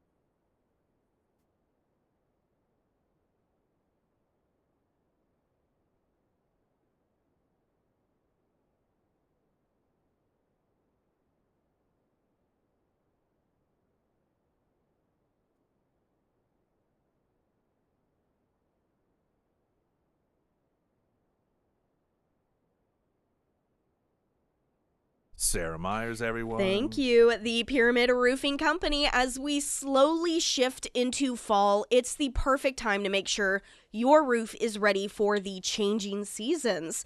Summer heat, sudden storms, and now cooler nights, that can really take a toll on your roof. And that's why the Pyramid team offers free roof inspections, so you can head into fall with just, a peace of mind, which is actually what I am going to be doing today. Josh is scheduled to come out and do his annual inspection, so I can have a peace of mind as we move into that next season.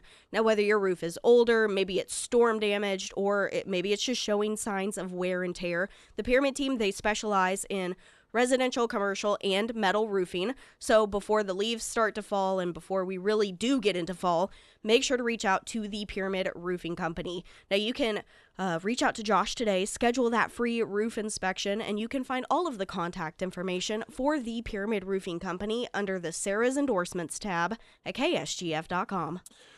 So the left had a conspiracy theory going over the weekend that Trump was dead. Because of his ankles or something. Well, and his puffy eyes. Don't forget that. Eyes. It's like, I mean, even we talked about this earlier. You've got like an allergy thing going on a little bit right now. My wife has something. Oh, it's kicking my tail. People do sometimes just get a little sick. Yeah, it happens. It's the changing of the seasons. I mean, let's not. Everything is the opposite. Everything is the opposite. And the way the media reports on the stuff, and it's cartoonish, and no matter how clear it was during the Biden years, there was something wrong with him. This media kept saying that there was no evidence of it, that it wasn't true. These were conspiracy theories. Meanwhile, Trump has like a bruise on his hand and puffy eyes. Well, he clearly died. Yeah, he's clearly dying. Which it also makes you wonder, so did these same media outlets, they were like, oh, well, Trump is dead. But wait, where is Biden this weekend? Like, has anybody seen him lately? You think they did that? Do they? Also, do they really? So we played the audio of Tim Waltz, and they were all gleeful at the idea that Trump might be dead. So they really are good with the idea of J.D. Vance being president? Right. This is how short-sighted and stupid Democrats are. I mean it.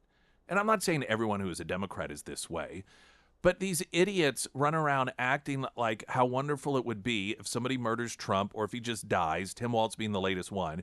And you really want J.D. Vance in there? You think that he is somehow going to be somebody that you find to be happy, that you're going to be perfectly fine with? Of course not. But they're too dumb to even think that far in advance. They're children. They're emotionally adolescent. They don't have the discipline to recognize how that instant gratification that they seek is only going to lead to something else that they don't like. These people really are emotionally about 8 to 12 years old. Well, now, okay, so did you see the conspiracy theory about stuff being thrown out the White House window? Have you seen this one? This is another one that's just fantastic. So, there was a bizarre viral video of mystery items tossed from the White House window. And a video from I don't know where, but it's of the White House because, there's cameras all over the place, obviously. I doubt that there's ever a moment that there aren't cameras on the White House from somewhere. If anything, just in case something happens, right? So can you imagine some sort of attack on the White House, terrorist attack, a missile, a plane, and there's like, oh, we don't have any video of it? That's, the idea of that's insane. So there's always video, there's always cameras that are fixed on the White House. And some video popped up, and it's kind of grainy a little bit, and it looks like one of the windows are open, and somebody throws something out of it. Now, the White House... Someone at the White House, evidently, I think this is the way the timeline sounds. They were asked about it early on, some person at the White House, and they're like, well, there's contractors doing remodeling, so maybe it had something to do with that.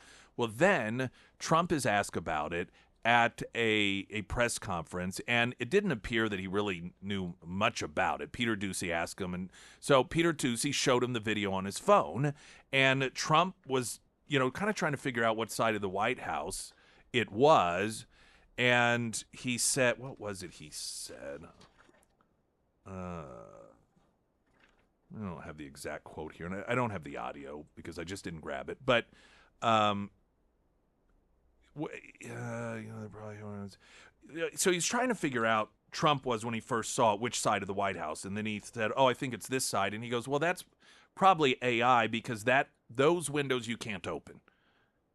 He said they're heavily armored and bulletproof. They're sealed, and he said they weigh like 600 pounds, which if it's all bulletproof glass, then that makes sense.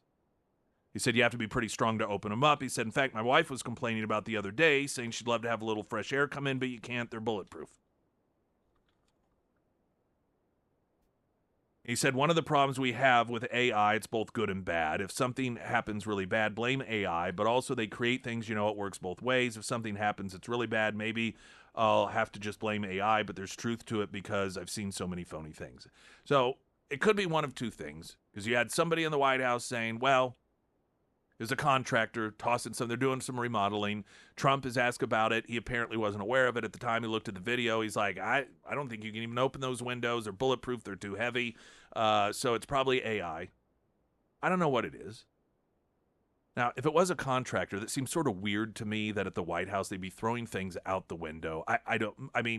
Although did you see those contractors damaged part of like some stone wall or something in the Rose Garden? Uh-huh. Yeah, I saw that. Which I thought, I don't know why, that just really surprised me. Like, how do you just do that and you're like, oh, well, let's not tell anyone? It's the White House. How do you not, and you're going to be on some sort of video, right, on some sort of camera. Now, the left apparently, the conspiracy theory here, I guess, is Trump or somebody, they're throwing something out they don't want people to find. Now, this is where Trump derangement syndrome comes into play, because you don't have to like Donald Trump to recognize that just doesn't make sense. Trump knows that everything is, that the White House is like, there's cameras. If you're wanting something to be hidden, you don't want, what is it supposed to be, Epstein evidence or something along those lines, that Trump has them, and he's like, oh, I know how I'll get rid of them. I'm not going to sneak them out. I'm not going to burn them in the fireplace. I'm not going to put them through a paper shredder. I'm not going to flush them down the toilet. I'm going to throw them out the second-story window of the White House where it can be seen by anyone and everyone and filmed so that everyone in the world can see it. Now, I don't know, maybe somebody did maybe somebody did get the window open, they threw it out, but the idea that it's something that, Trump or Trump world is trying to keep hidden, that would be the worst way to do it ever. Well, let's just throw it out the window. You wouldn't do that in your own house. And your house isn't a famous house. If you had something that was incriminating that you wanted to get rid of, would you throw it out your window in the front yard? Probably not. That would be the last thing that you would do, outside of just turning it over to the police yourself. But that's how deranged people on the left are. That's how broken their thinking is. Springfield's Talk 104.1. I'm Nick Reed.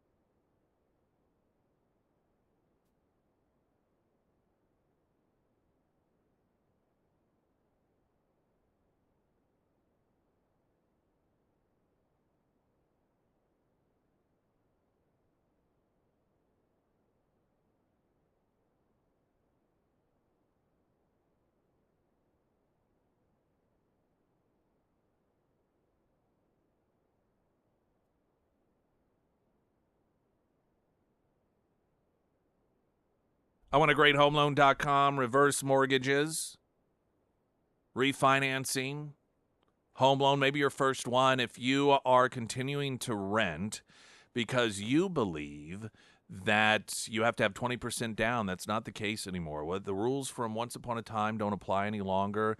It may be easier for you than you think. And I was thinking to myself about people who don't want to buy a home because they feel like they're tied down, and then if something goes wrong with the water heater, I have to replace it instead of the landlord.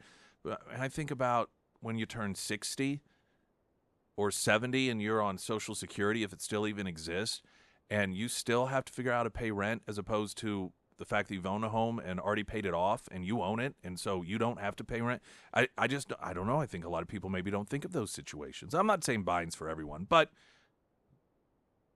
if you have these preconceived notions as to why you may not think it's a good idea, you may want to just reevaluate it, particularly with the interest rate situation. And a lot of people think that you need to wait for that to go down. Not the case. Reach out to the Carrickers, their team. They're good counselors in that capacity. I want a great homeloan.com because you do.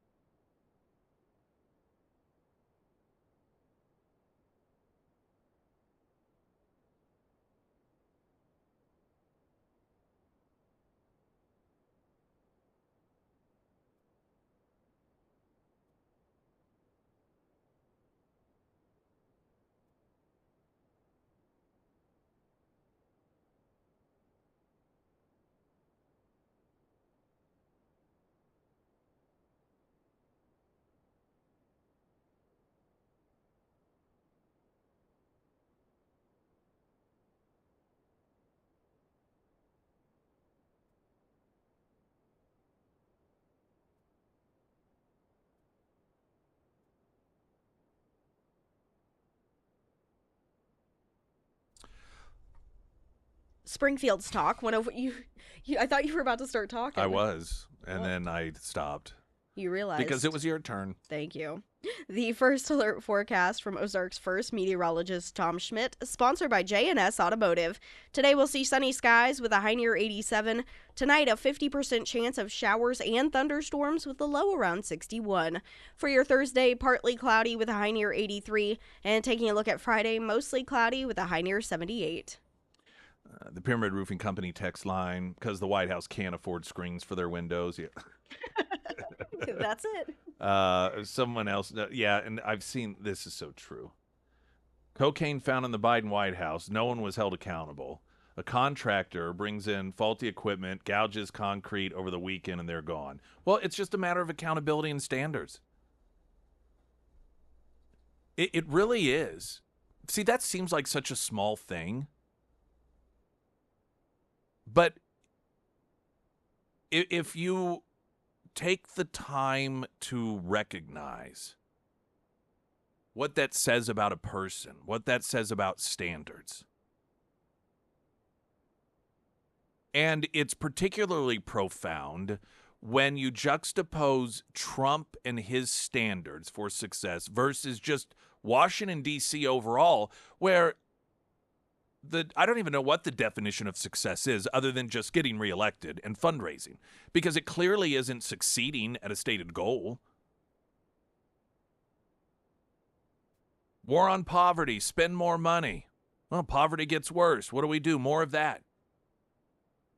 Well, we need to make medicine more affordable. How about we get government involved?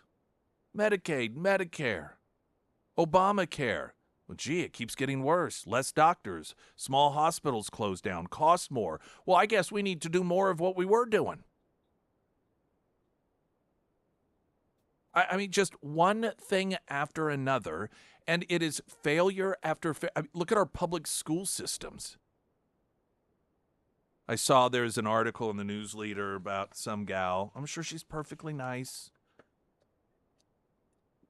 In fact, usually whenever there's an announcement about somebody new running for office locally, I look on their Facebook page, and this gal looks like just perfectly husband, beautiful child, just normal people, and I'm sure she is. She's running as a Democrat, and one of the things that she talks about is that we need to really fully fund education. How much more money can we give it before we realize that clearly is not the problem?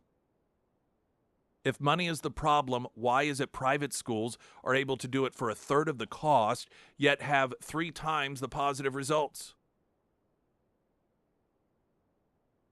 It's this mindset of government. It just take more, just do more of it. Doesn't matter if we're failing. Just keep doing more. We just need more money. So when you take that mindset and attitude, and then somebody like Donald Trump, and you hire contractors to do a job, and they do some damage, and by the way, apparently don't cop to it, they get caught, and he fires them. Well, you can imagine, that's not how we do things around here. Well, you can't just fire them for doing a bad job. Do you know what this country would look like if the people who governed with the mindset of success and just even relatively high expectations that Donald Trump has versus what we've been dealing with in this country across the political spectrum, by the way? It's just insanely ridiculous. Remember, was it his first term? They railed on Trump because he let a kid mow the lawn at the White House.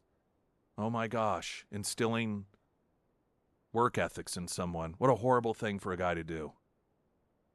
As opposed to Joe Biden that had kids at an event with a topless transgender running around the White House lawn. Standards. How's this story? Now, it sounds like it's out of left field. I suspect some of you are going to know immediately where I'm going with this. Kim Kardashian blasted for letting daughter Northwest, 12 years old, get dangerous hand piercing. I guess we've run out of places to pierce our bodies. So now we moved on to hands, which it seems a bit out of order given the places I know that people do get pierced sometimes. I would have thought hands would have come before some of the things people have been doing for a while. But I don't have any piercings, so it's not my world.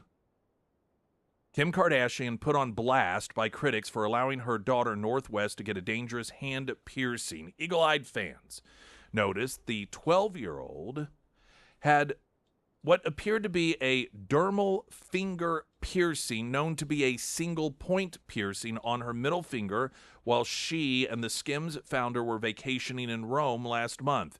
Dermal piercings are different from regular piercings as they, quote, don't have a separate entry and exit point for jewelry per Healthline.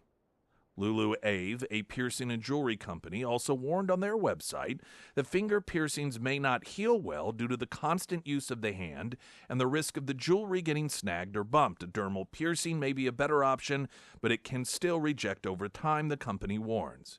Noticing a red bump close to West's piercing, one critic wrote via Reddit, "Oof, that looks like it's infected." The user continued, who the F lets their 12-year-old have piercings, and who the F pierces a 12-year-old? My kid doesn't even have her ears pierced at 12. Another chimed in, she's 12. WTF is Kim doing? A third wrote, and a fourth added, it already looks rejected and painful, poor girl. I'm speechless. So, we understand here, and we're all on the same page. We live in a country where we will ream Kim Kardashian for letting her 12-year-old get an unconventional piercing, but if that same 12-year-old wanted a sex change operation, Kim Kardashian would be celebrated for supporting it. And in fact, if she didn't support her 12-year-old child's desire to get a sex change operation, she would be accused of all sorts of horrible things, including contributing to the potential suicide of her own daughter. Now make sense of that. Springfield's Talk 1041, I'm Nick Reed.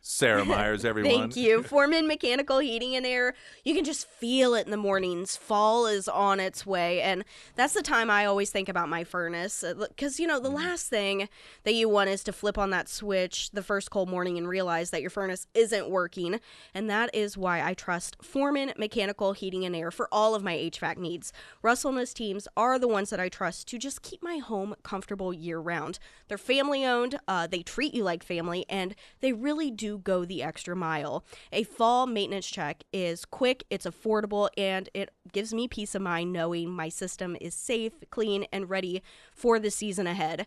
And I know that if there's ever a bigger issue, Foreman, they are going to give me honest advice and top-notch service. So before fall settles in for good, reach out to Foreman Mechanical Heating and Air. Now you can find all of the contact information for Russell and his team under the Sarah's Endorsements tab at ksgf.com. I want to share a story that some of you may have seen already, but I'm reading it for a very important reason. This is going to just, well, I guess it depends on your perception. How it is that each of you separately will interpret this story. But this isn't just a little one-off story. There's a reason I'm reading it to you, and I'll explain. Florida boy 5 asked police, quote, are you going to take me to jail after solo Chick-fil-A trip? Have you heard about this story yet? Mm-mm. Okay. A hungry 5-year-old Florida boy, craving Chick-fil-A, snuck out of his home one morning this summer to walk to the popular fast food restaurant by himself, prompting a visit from the police while he munched on his food. The boy, identified as William, was seen eating a breakfast sandwich in a booth next to a Chick-fil-A manager when deputies from the Jacksonville Sheriff's Office showed up. Quote, are you going to take me to jail? He asked the officers, according to body cam footage. No, one officer replied, I'm not going to put you in jail. William managed to leave his house while his parents slept. He then squeezed through the fence that surrounds the property and walked down the street for breakfast alone, police said. After eating, police put the boy in a squad car and with William's help were able to locate his home to the surprise of his parents who hadn't even realized he was gone. Quote, it's kind of scary, actually, because we didn't realize what was going on until after, his mother, Victoria, said during a reunion with staff and officers at the restaurant. Quote, I know he knows how to get to Chick-fil-A because we walk there, she said. I never would have expected him to come down here on his own in the morning before anyone else in the house was up. The boy's father, identified as Phil, said his son, quote, had an adventure. Quote, I was worried about him, and What was he scared? Was he crying? Was he upset? He was quiet, which was unusual for him, the dad said. I think it did shake him up. So I don't really think we needed to impress too much that he shouldn't do it again. He's talking about the police component to this, kind of shaking him up, potentially, not the walk to Chick-fil-A. The father added, I think he understood that it was serious, but we didn't talk about it. So that's the end of the story. Now, I want to tell you why this story stood out to me. Because this is exactly how it should have played out. This is normal. Absolutely normal. You have a kid, 5 years old, that probably, in all likelihood, you wouldn't knowingly send off to Chick-fil-A to walk down. And how close the Chick-fil-A was, it doesn't even really say, but it's obviously within walking distance for the family. But the 5-year-old wakes up hungry early in the morning. Mom and dad are still asleep. He wants Chick-fil-A because he loves Chick-fil-A. And so he sneaks outside, sneaks through a hole in the fence, walks to Chick-fil-A, and then, they fed him. And obviously they called police. Hey, we have this kid that showed up here. Police showed up. Can you show us where your house is? They see the parents are perfectly normal parents. They explain and that's the end of the story. They recognize that, yeah, he's a little, I think my son, he was a little quiet about police bringing him here. I think he understood this isn't something he should have done again. It's pretty clear. And that's the end of it. That's how a story like this should play out. Because so often we know how they play out otherwise. And that is you get DFS involved and then the kid's taken away from the parents and under control of government because that always proves to be a success. And the parents are just reamed for being awful. How could you not know your child was up? What time was it? Don't you get... And just, it gets this out of control. And so to have a story in which a 5-year-old sneaks off like this and he just walks down the street or streets to Chick-fil-A and then the police find him and they don't know. No one had a conniption fit in this story. Everyone was calm and realized this is all okay. That is a good story. That's how these things, when they do occur, should play out. And that's why I thought I'd share it with you. Springfield's Talk 1041, I'm Nick Reed.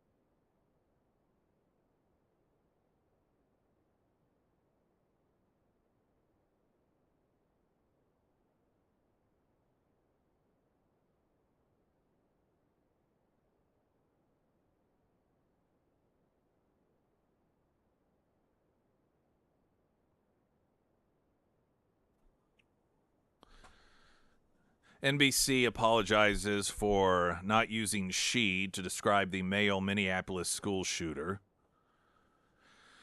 They issued the correction Friday after having used the proper male pronouns in its reporting to describe the trans shooter who killed 2 children, wounded 17. It's good they had their priorities straight here, wanting to make sure that they did not offend the killer, who is dead. Mediaite reposted NBC's correction, August 29th, 2025, 8:05 a.m. Eastern. A previous version of the article used the wrong pronoun for the shooter. She used female pronouns. So what? What is this insistency in making sure that some psychopath who murders children has the right pronoun used? Or you use the right pronoun? Who cares? What are you going to say? Other trans people do? But I thought this wasn't about them. See, this is the problem that the left creates for itself. On one hand, they claim that this shooter, the trans aspect, isn't important to this. That should not be relevant. But then they insist on accurately giving their trans pronoun. And they oftentimes say, well, it's so we don't offend the trans community. Why would that offend the trans community? You'd think, if anything, the trans community would be perfectly fine with you not doing that. I know I would be if I were trans. And there's increasingly individuals that are trans that are shooting or attempting to shoot up places, including schools. And I'd be like, you know what? Let's not worry so much about that aspect of it, shall we, media? You think that the media, did the media ever refer to David Koresh as the Messiah because that was his preferred description?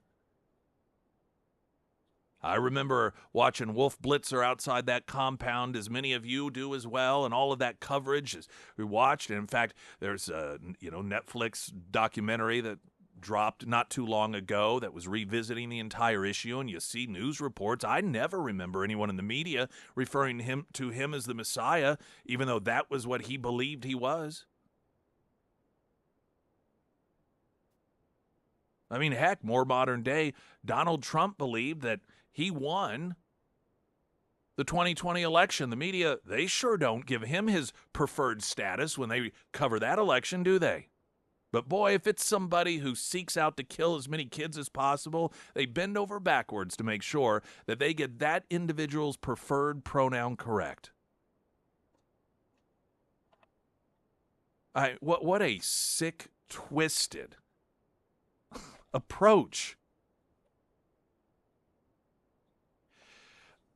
I don't have time to play this full audio, and maybe tomorrow. There was a podcast discussion, Democrat representative from Florida, Jared Moskowitz, and he was on the Chuck Todd podcast. And they were talking about Republicans turning Florida red, and the Democrat congressman said a lot of it was COVID. And he claimed in the back and forth with Chuck Todd that when Democrats were dealing with the COVID hysteria, this is what he says, that he was looking at the data and he was warning his fellow Democrats, the data is showing us this is not spreading in schools. We do not have to have these schools shut down. And this is going to come back to bite us. And Chuck Todd asked, was it the teachers' unions? And he said, well, that was a lot of it. People were afraid of the teachers' unions. But he also said, and I thought this was so telling and transparent, because Ron DeSantis supported the schools being open, we had to come out against it. You think about what tremendous damage was done to so many young people because of the teachers' unions and the Democrats keeping them out of school when they did not need to be. And here you have, and at least he's admitting it, although he doesn't appear to have any shame. This is just politics, that, yeah, we just did it, one, because the teachers' unions, and two, because DeSantis is a Republican, and so we had to take the opposite position. I've long told you that is the compass of the Democrat Party today, that they are no longer anchored in any actual belief system other than what is it that the Republicans say, let's do the opposite. That's how you end up with sex change operations for kids and girls being forced to shower and compete against boys because Republicans are against that sort of thing, and so Democrats have to be for it. And this admission from this Democrat congressman is just a confession of just that. Glenn Beck's coming up next. Talk with you tomorrow. I'm Nick Reed.